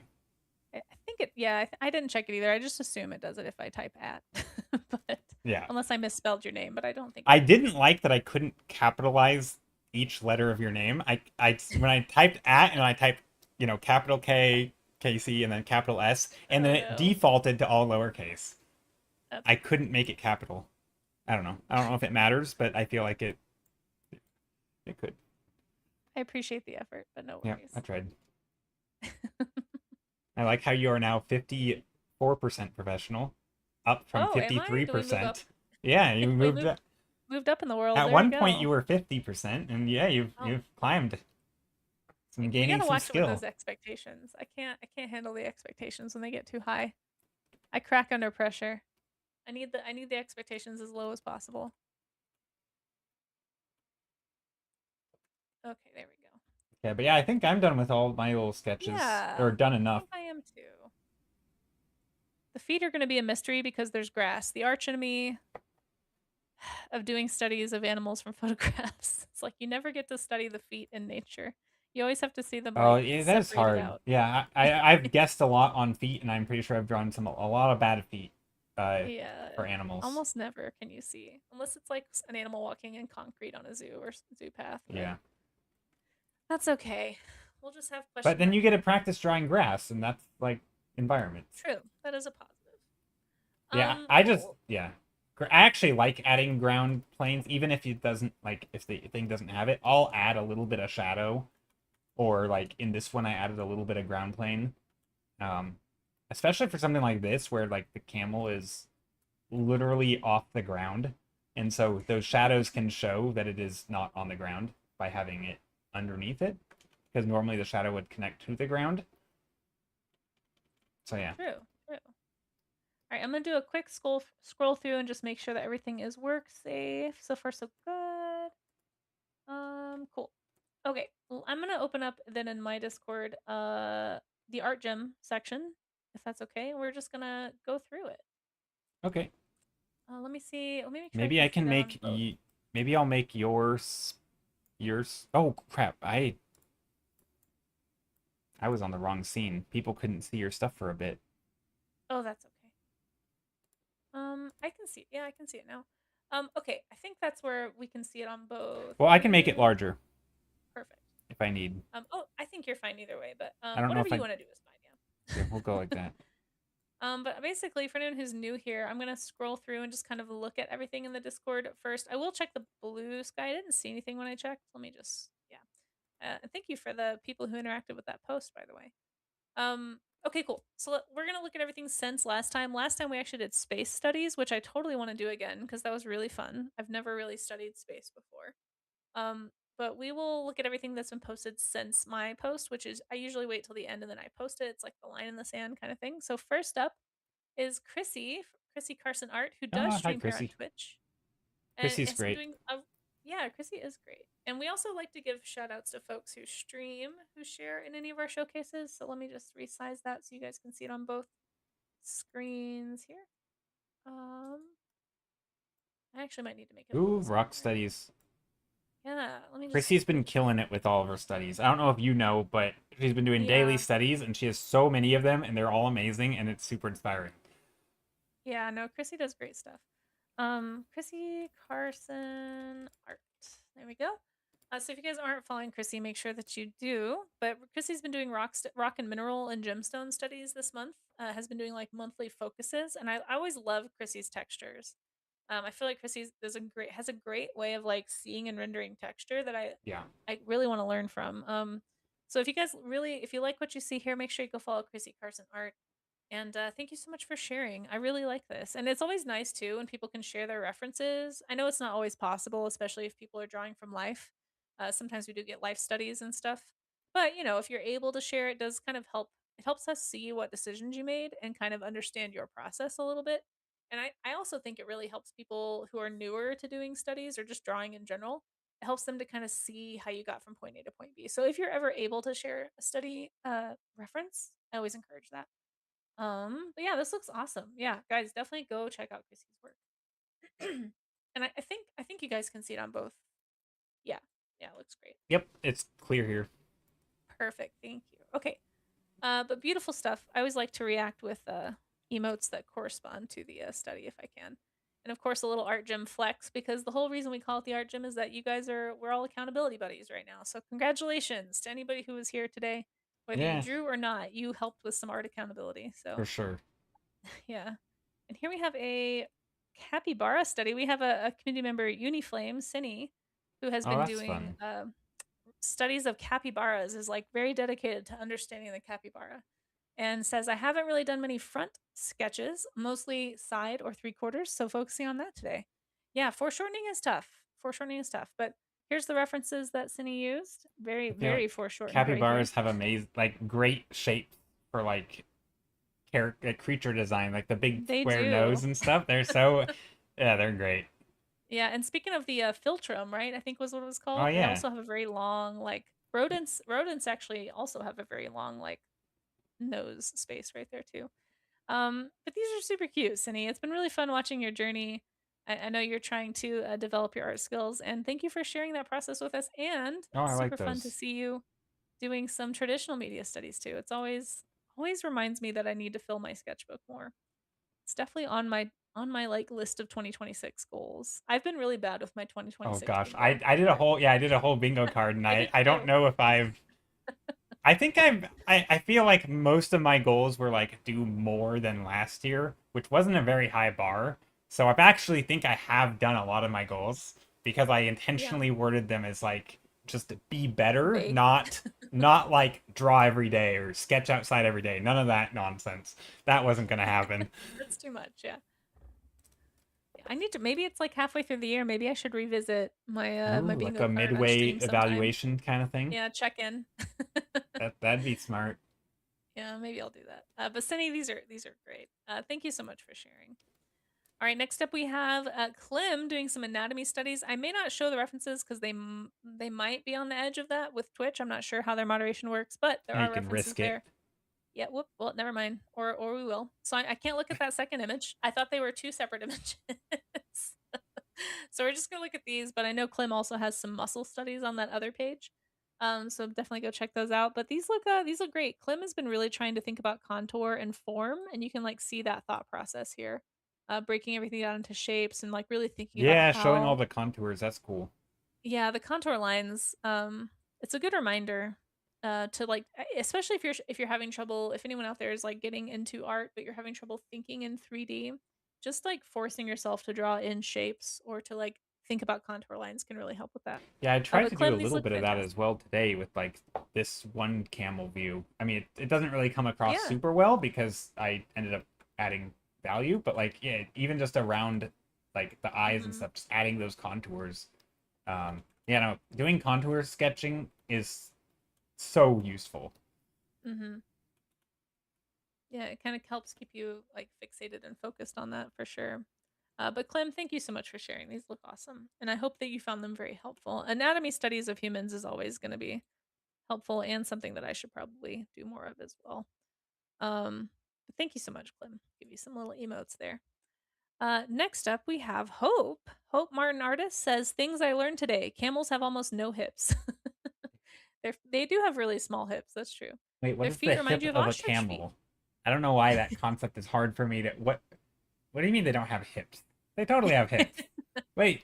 Oh, you mean like they're just skinny hips? Like, Yeah, I think they're okay, just really small compared I to like see. if you look at the skeleton, yeah, they're pretty So thin. like this part is pretty skinny, is what you're saying. Mhm. I was like, they definitely have that, but yeah, I To okay, be I see. to It's be fair, at the start of stream, you also said tortoises didn't have legs, that's so true, true, true, true. They do have legs. Just a I'm correction. just They teasing. Hope Martin says, "Oh, also mouth flaps. Yes, mouth flaps are a very important part of today's conversation." not yes. Bots, hey, how you doing, bots? It's great to see you. Welcome to Art Gym. We are looking at everybody's studies from today. We're looking at Hope Martin artists right now, doing some wonderful camel studies. Also did like a nice camel foot study down here, which is something I didn't get to today, Oh but yeah, I didn't do it. Yeah. they definitely have weird ankles and feet. I don't think I drew a single camel foot other than I kind of guessed at what they looked like a couple times. But no, I guess here's a hoof. I did draw Oh, one camel foot. It's yeah. 3 lines. They're very weird. They kind of remind me of like elephant feet, but with way less padding around the ankle because they're like really broad and they kind of fan out like that in that same way that Yeah. elephant feet do. But I haven't really spent much time looking at them, to be honest. Um, yeah, bots, I hope you're doing well. Thanks for dropping by. Guys, please go follow Hope Martin Artist, a newer art streamer here on Twitch if you want to meet more art friends. And thank you so much, Hope, for sharing your studies. These look great. Nice little skeletal study Those do look there. great. Nice head. Really, really nice head and bridle study there, too. Yeah, those weird hind legs. I feel like the hind legs are always the trickiest part on ungulates for me. That the little ankle joints back there are just so bizarre sometimes. They also are. Um, I mean, this is kind of talking about the hind legs, but don't when they like walk or run or gallop or whatever you want to call it, like not super fast running, they kind of like flop to the back, like they flay outward, like yeah, they don't stay they in kind of line with the flail. body. They're just like flopping around. All they're very weird. Camels Yeah, are some of this. Yeah, before stream today, I was watching some videos of camels like walking and running just to like try to understand a little bit about them, yeah. and they were goofy. That's one thing I should do more of is like watch videos with everybody on stream because I always tell people to, but I rarely do it. So I need to like take my own advice probably. But yeah, but go look up a camel running if you don't know I actually think what I Jay have was a talking video about. saved here. I could probably Do you pull it up. wanna? Yeah, I Do you can. have it? I think Yeah, so. let's look. That'd be great. Let me pull it up real quick. I mean, I have to find I'd love to see. playlists. Movie time with Joe, guys. Watching Yeah. camels run. Oh, I'm glad you're doing well, Bots. It's always good to see you guys. Bots is an incredible animator here on Twitch. If you guys don't know Bots and Magic, by the way, If it definitely loads. go Hopefully follow it him. doesn't kill my stream. Sometimes I think it was at right here. So when they run, Oh my so gosh, look so at him. so this one they look normal, where but their Uh-huh. legs go in parallel. So like these legs are moving at the same time. I Oh, don't, look at that slow mo. and then there's another spot over here So they where have different gaits. Yeah. yeah, so depending on how fast they're going, right? Just like horses, I think do a little Mm-hmm. like if they're trotting versus sprinting, like. Yep. But yeah, when like a full sprint is like completely in parallel, which is really interesting. And That is then interesting. when they're like hardly running, they get really funky. Like look at the legs, look at the back legs. Yeah, I don't know if you they're can. very I almost need flaily. to slow that It's down. almost like a flailing Oh, whoops. horse. Oh, look at those hind legs. They're almost hopping. Yeah, yeah, Yeah. yeah. It's Let like the hind 2 feet are almost landing at playback the same speed. time. Oh, that's weird. Yeah. They really do flail. It is the weirdest look. Look at that. They're like hopping. Yeah. I mean, maybe it's It's because almost it's like like they're bucking. hopping. Yeah, it Yeah. might be bucking or something because they're. I don't know, but it was very weird, Bounding and I around. just Yeah. found it kind of humorous. If that's a link that you could drop in chat, I'm sure people Yeah, it's might kind of a check that cool out video. later. It's like a slow Yeah, it mo. is. I want to look at it. Yeah. Thank you. Go home, Camel. You're drunk. Hey, hive.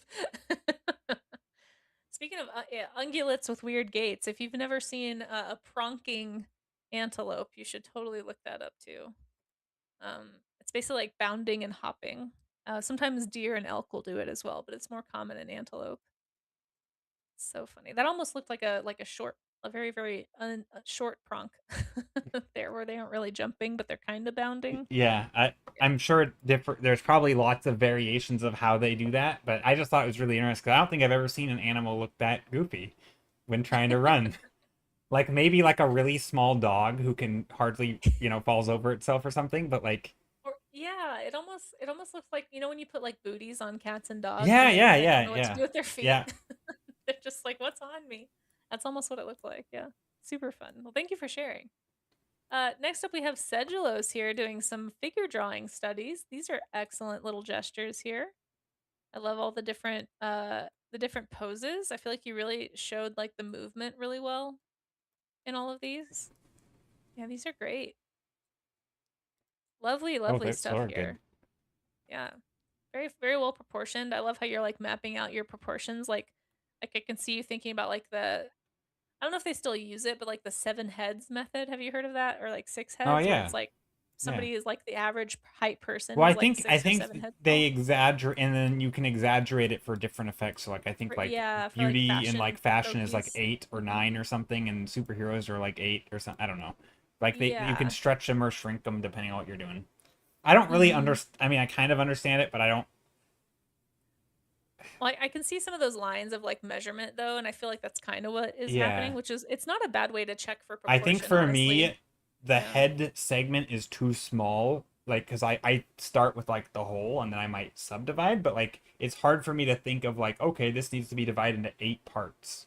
That's Yeah. really hard for me because like I'm not thinking of that, especially like, Yeah. all of today we were talking about, not all of today, but like a lot of today we were talking about like, the ratio between like the knees and the ankles and all that and the hips and stuff and like The actual anatomy, yeah. like yeah, we're talking about proportion between them, not divide this whole line into, you know, equal parts. Like that's a weird concept to me because it's not relating to the anatomy. I mean, I guess it is. It's a head, but it just seems weird. Yeah. It's not the way I that think you it's would more of a normally think. measurement than yeah, actual like an anatomical Yeah, like reference. I It's wouldn't more think like about like how many proportion. heads tall ever is Yeah. like anything. Like why would I measure something in heads? Like That's true. Yeah. It's definitely like a visual measuring system. That's I wouldn't I don't I think I've seen it most often used for like proportional checking. Like if you're like super truncating your limbs or like even like the torso area of your people, it becomes like when you start measuring by heads, it can become obvious where your proportional problems are. So I think of it as kind of like a learning tool, maybe, but I don't use it very often either. I don't think I've actually done anything by heads well, since like my llama is college. 6 heads tall. 6 llama heads tall. How many hands tall? Yeah, hands is another funny I mean, measuring. Americans measure things in feet, so We do it's hands and feet. But sedulous, these are great, and we also have some like some studies like of a guy in military regalia, and then like a study of a sculpture. I forget what sculpture this is, ooh, but I've that's seen it cool. before. I love the light and Yeah, shadow. Just it's yeah, almost really just nice. Like two value thing. Yeah, that's yeah, great. two value studies here. Yeah, very high contrast studies. These are great, Sedulos. Thank you so much for sharing. Those are I really love good. the textures you got in the clothing over here on this uniform too. Just really nice attention to detail and kind of fun little cross hatching shadowing uh, technique as well. Yeah, these all look really great, Sedulos. Thank you so much for sharing. Thank you for being a part of the art gym. Let's go to Dracon. Give Dracon a little. That's our first cam, or no, our second camel. Wait, did I use a camel? I don't know if I did. Hold on, hold on. I've broken my rule. I gotta react with the appropriate emotes. It's very important. Uh, Dracon over here doing Ooh, some camelid studies. Ooh, Dracon tackled the mouth, the oh creepy camel nice. mouth. Those are good. Really nice proportions on this one, especially. I feel like you really nailed the like the eye, like the ratios here of like how large things should be in relation and where they should be in relation to each other. Really, really good like studying. This one really grabbed my eye, and really nice on this one too. This is not an easy angle to do. That seems like a I really that's isn't that the Furian That's like the angle, like most. the meme with like the That's the girl looking up. I've never. the Fririn. Yeah, this Yeah, is I like don't know how you say that. camel Fririn. Yeah. Yeah, the looking up meme. But like I mean, you really like you can really see how far spread out their eyes are compared to how narrow their mouth is Yeah, here, which we did talk about. you Really can nice see job with their these. eyes when looking up at them. That's Yeah, really weird. it is. It is. So Yeah, they can see directly like below their chin, I guess yeah, right? they So if they're can. walking, they can just like see the ground. Is does their do Yeah. their eyes move that way? I mean, their eyes do seem kind of downturned, so I would imagine yeah, they have really good, probably not really good above So they head can like overhead maintain visual, good but posture while looking at the ground. yeah. It's Yeah, it's like hard the to imagine, ideal but yeah. it's like the ideal artist posture. You can look straight ahead, good posture, but still see what you're drawing. Man, speaking of, everyone do a posture check really fast. I have not. I was hunching really bad when you said that, so thank you for the reminder.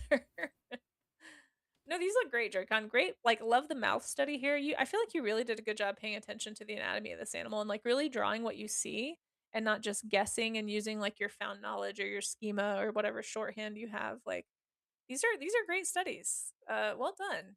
Really, really nice. I feel like you've tapped into like a really nice understanding of camels. Super long eyelashes. That's true. Yeah, they That's have those true. bushy eyelashes. Mm-hmm. Anything to avoid metric, says Sandwiches Breeze. I mean, basically, yeah. Oh, with the drawing in feet, yeah, or measuring in Yeah, feet. feet and hands. I think it was a while back. I was in Skittles stream and we were talking about metric verse. This was quite a long time ago, but I think somehow it came up where Americans for measuring certain things, like we, I know we have like cups, ounces, all that, but Uh, the topic of butter came up and we just have sticks of butter and things recipes will literally say like a half a stick of butter and like yeah, how much yeah. butter is that? I don't know, It's half a very stick. It's Americanized. just we measure in a stick of butter. So that's like, yeah, Americans have dumb measurements, but We do. whatever. Well, I think it's like with a stick, especially. It's like it's understood that like a stick of butter is half a cup of butter. I think. Um, but Yeah. like that, like there's measurements on the stick of butter, but it's a very Americanized Yeah, way of but presenting a people will just, recipe. Yeah. but it's so standard because I think normally different companies should be able to like have different sizes of their packages, but for butter it's Yeah. standardized. So every company will have a stick of butter and it's all the same. Yeah. Yeah, I just thought it was interesting. Sorry, No, random tangent. Americanized metric or Americanized measuring is yeah, it's really interesting. Um Hey Chrissy, we Hey, really liked Chrissy. your study. Good to see you. Yeah, you And did an hey amazing Frozen, yeah. study. Yeah. Good rocks. They rock. One stick is a half a cup. Yep. Yeah. So Ahorn is another community member who's been doing some studies with us lately, killing it on these. Ahorn, this is a fantastic, great example of how to keep it loose and still structured with like a skull study too. I feel like you got all the parts of the skull without feeling like you needed to like intricately replicate the reference. Like this is a Yeah, great that's good. like a great balance between those two approaches. Really nice proportions. Yeah, like you nailed it here. And paying attention to those toe bones too. I probably should have paid more attention to the feet today. May have to go back. Love these gestures. Like love you Ooh, just really that captured is those good. nice big shapes. Especially the gesture of the muscles here and those weird hind legs that kind of seem like they're bending too far forward. I feel like you really and that long Yeah, forelimb that's is really so good. I didn't obvious really here. do much gesture, like camel Yeah, gesture these are drawing nice. today. I should have done more of that. Lovely portrait. Yeah, these look great. Great job with the gestures. Here another skeletal study. I love it. Love it. This might be possibly like a llama or an alpaca because it has like a shorter face, maybe. I'm not sure exactly, but I think it might be a llama. Yeah, because here's some gestures of llamas too. Lovely portraiture. Oh, Have that's you? I so feel like good. you must have. You feel like I feel like you have a really strong proficiency with this group of animals. Is this something you've drawn a lot before? Um, or maybe yeah, you're just They're just very good good. with the gesture. Yeah, They're yeah, just these look good. great. They're just good. Yeah. It is a llama. Okay, I was like, yeah, the skull looks so much shorter in this one than it did in the camel skull. But the body is very similar, obviously. Like I'm not seeing a lot of differences, but great job with these. These are great. And again, it's so cool to see traditional media sketching. I makes me want to pull open my sketchbook, you guys, and actually like do the thing. You know, those look great. Thank you so much for sharing, Ahorn. Next up, we have one from Maria Busco. Maria Busco doing a study, trying to draw slightly unusual pose, less symmetrical, and highlights muscles and shapes, less noticeable in a model at rest. Yeah, that's true. That's true. Sometimes you can get some photographs that capture some really like bizarre angle, like bizarre muscle movements that a model would have a hard time holding, right? Like in like an extended pose. Oh gosh, back muscles. I know. This reminds me that I need to do another back muscle study day because I we don't did think one I've like a ever year done a ago. back muscle study. Yeah, I I need don't to do I another don't one. typically draw like humans that detailed. Like if when I add a character to a painting, it is like a takes up what like 5% of my painting, if that, like Yeah. at 1%. It's just a tiny little fraction of the overall surface area of my paintings. So it's just Yeah. like I'm never gonna get that detailed. Like here's character little literal blobs. You never know. You might start doing some character Yeah, design. no, maybe. I mean, I'm not gonna. Doesn't hurt. Yeah, But I don't. yeah, if I you think don't it's need not to great learn to it. pigeonhole yourself completely and just say this. Yeah, I'm open to Yeah. drawing other things for sure. No, but I know what you mean. Like if you never like need to draw the thing, it's the likelihood of studying it is Yeah. far lower. I mean, I'll Yeah. probably the next time I'll study it is the next time I need to draw it, and I'll just like spend a couple hours doing studies before I add it to a painting. That tends to be Yeah. how I work. If I want to paint something and I don't know how to paint it, I'll just open up a new file or piece of paper and do a couple sketches, try to figure it out, and then apply it to what I want to do. So, Yeah. Yeah. Um I need to, yeah, I need to do more of it. I really want to do a series of like, okay, we're gonna focus on like a different part of the body each time, like each week for like art gym. Like do like a noses and an ears and like a back muscles, legs, because it can be helpful to just repetitively study those things. But Maria Busco also streams here on Twitch. If you guys aren't following Maria, Maria, thank you so much for sharing wait, did these. I know that? I think I knew that. I mean, Maria I know Busco. of Maria Busco, but I don't. Do I? I don't think I do. I follow you? I should be. Hold on. Let me. Well, there you go. That's part Thanks. of why I like to shout people out too, is because sometimes it's like, oh shoot, I didn't know you streamed. Like I knew you were on Twitch, but Now I'm and plus I following. also I don't know. I think I'm like the sorry. art I'm sure you're fine. I think like one of the benefits of the art Twitch community is that connection piece, especially for like we have so many people who are just trying out Twitch for the first time as artists, and it can be really isolating if you don't know anybody. So Oh yeah. like if you recognize some names and you're just getting started on art Twitch, like go make some connections. Like I always want to encourage people to like especially if you're like if you all like I don't know. I think part of what helped me stay on Twitch was like when I first started streaming, I immediately met a few artists who had also just gotten into it. And it was kind of like we got to kind of like I don't know, just like buddy up a little bit maybe. Yeah. No, I think And I think having that can really people help. that those Yeah. first couple people hanging out, knowing that Mhm. you stream, being there is so big. Yeah, and like do that for others too because I do think that's one of the things that is sometimes not as thought about is like so many people are worried about finding people to hang out with them, but it's like, it goes both ways a little bit because like you can't get to know somebody if very well, I feel sometimes just one way. Like it Yeah. helps to hang out and like get to know people the other way too. But either way, like guys, go follow and thank you, Maria, for sharing your study here.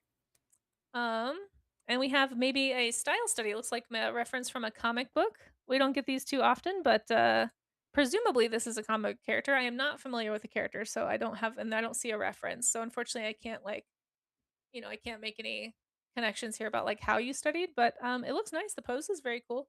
The foreshortening on this is looks very intense. But Teapots, thank you for sharing. Yeah. If you want to tell us more about the character, please feel free. And of course, as always, references are encouraged too, so that we can see how you got there. But of course, not required. But presumably, this is from some kind of a manga or a comic book based on the comment here.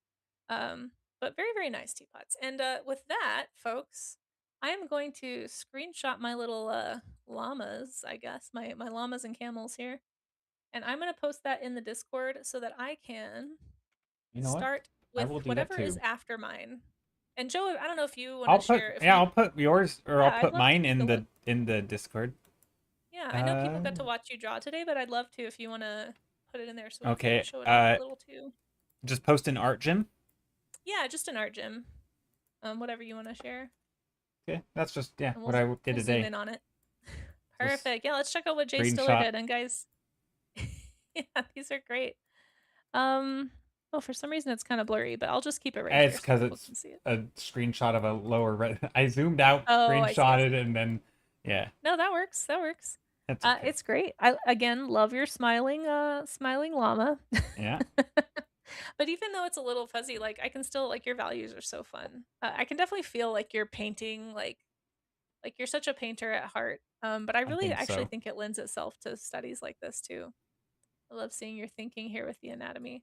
Yeah, Um, I think honestly these studies, even this feels more like this is probably the most like study because like it was actually me working things out. Whereas mhm. at some point, even some this is just me painting the image. Like it doesn't feel like I this was a study as such. Like this to me feels more study. This is a bit study. This is totally study.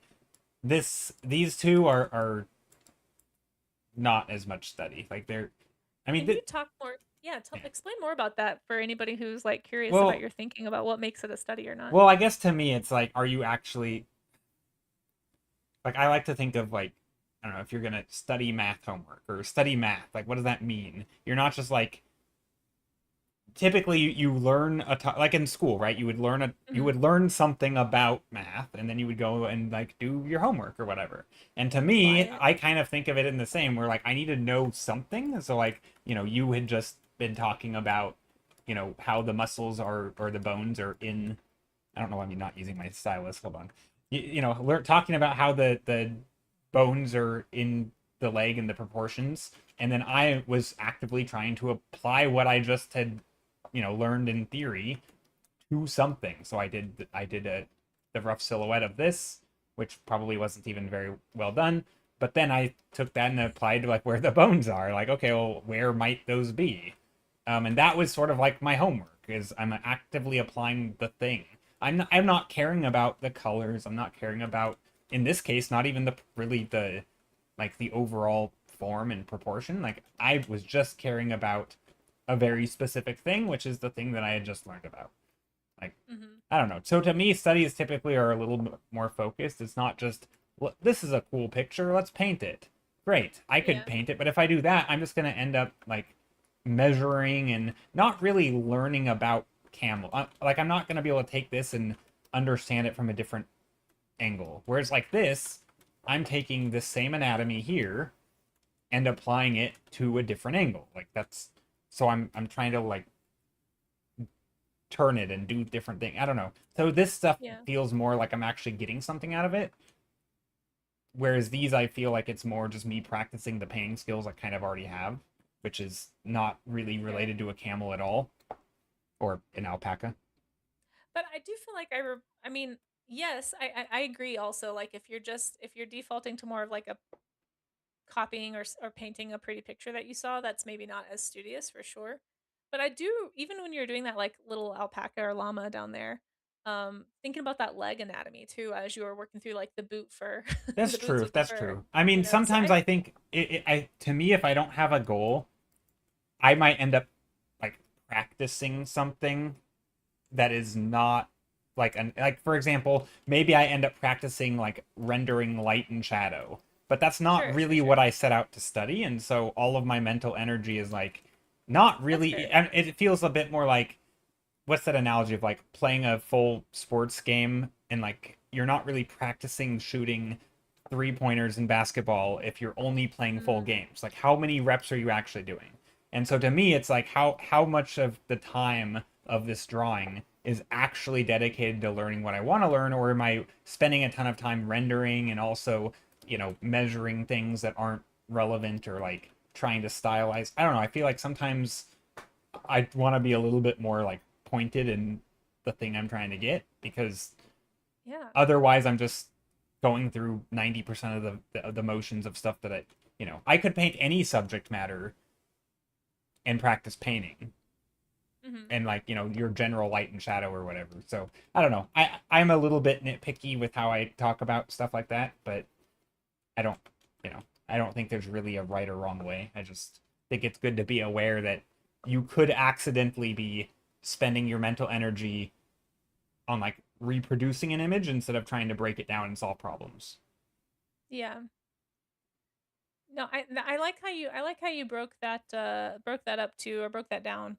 Because sometimes we talk here too like at what point does a study become just like a finished piece? And for me like I guess it's kind of like you said it much more succinctly, but for me it's like what is the purpose of what you're doing? Is it to learn or is it to copy?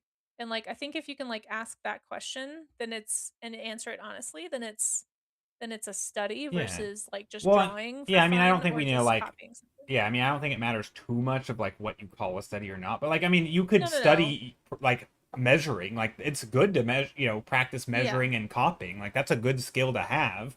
But Mhm. if you could also completely rely on that one skill and reproduce any image and then not actually learn the thing you wanted to learn.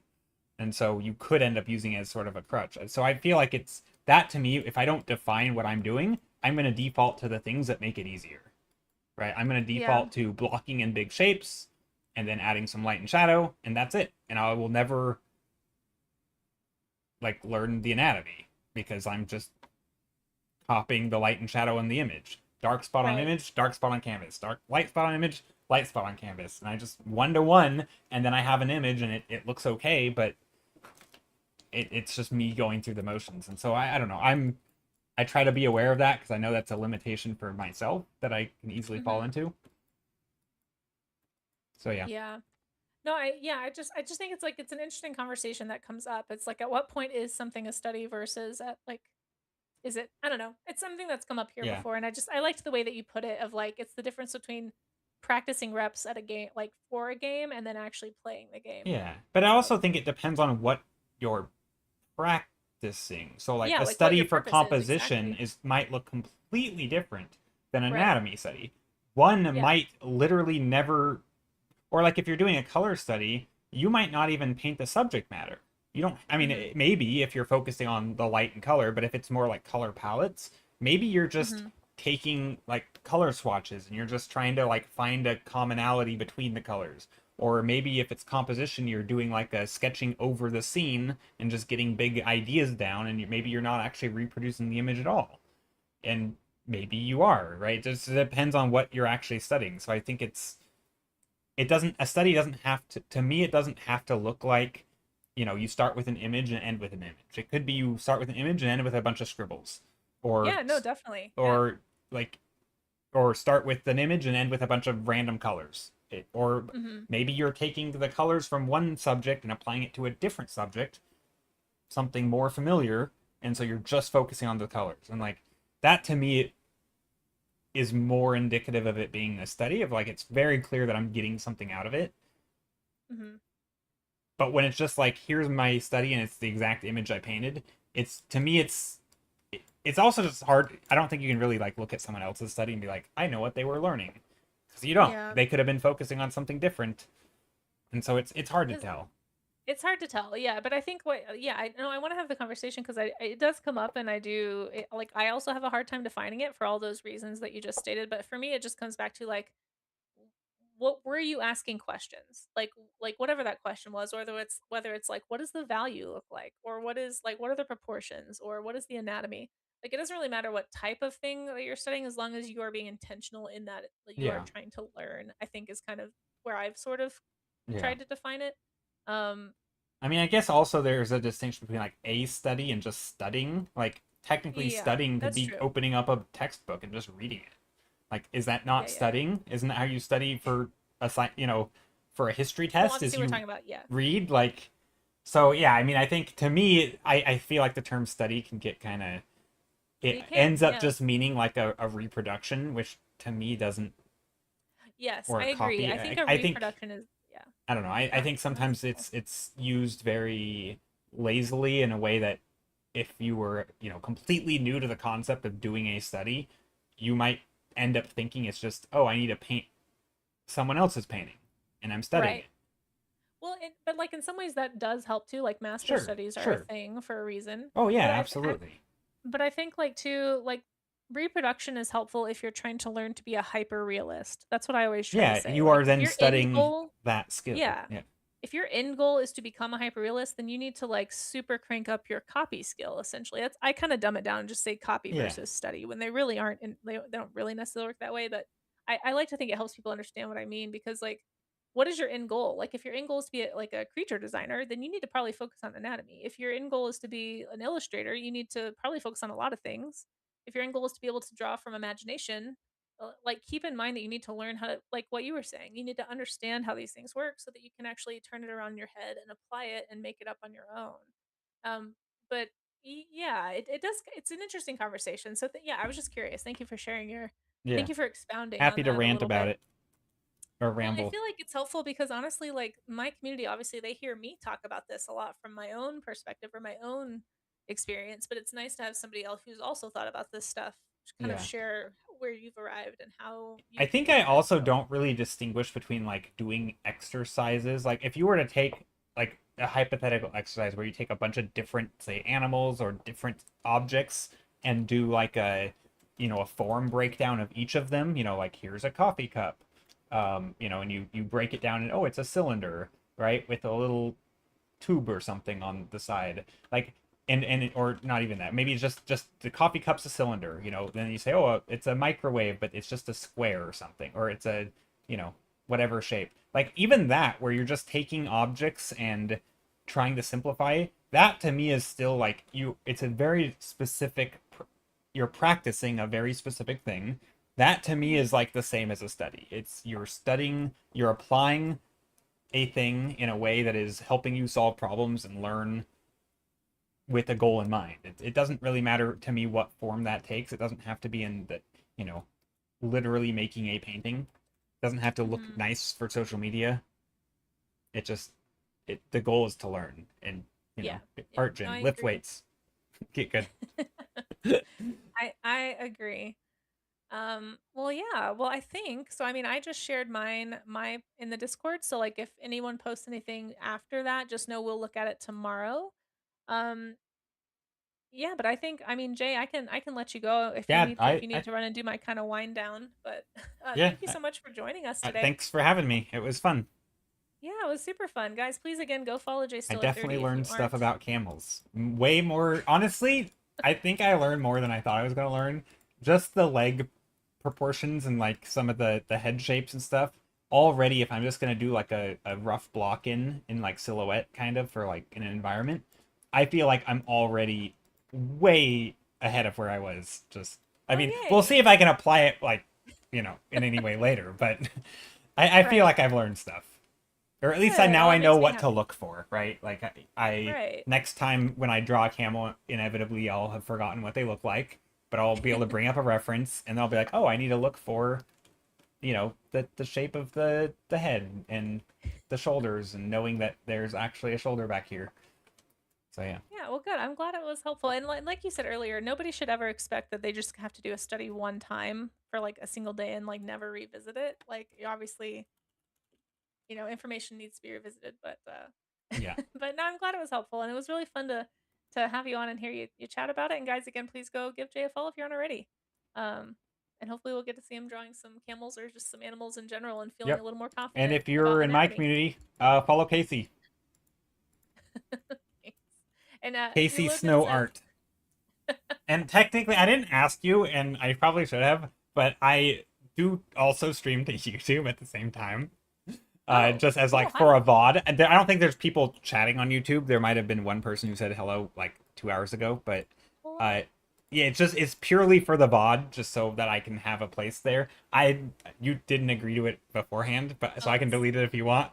no, it's fine. Um, but yeah, if anybody is ever watching this in the future or something or on a VOD, yeah, Casey Snow Art, all one word, no spaces, with a Thanks. I K. actually do have a YouTube, so Okay. eventually I'm going to be cross streaming over there if I can ever get that set up. But no, it's not a problem at all.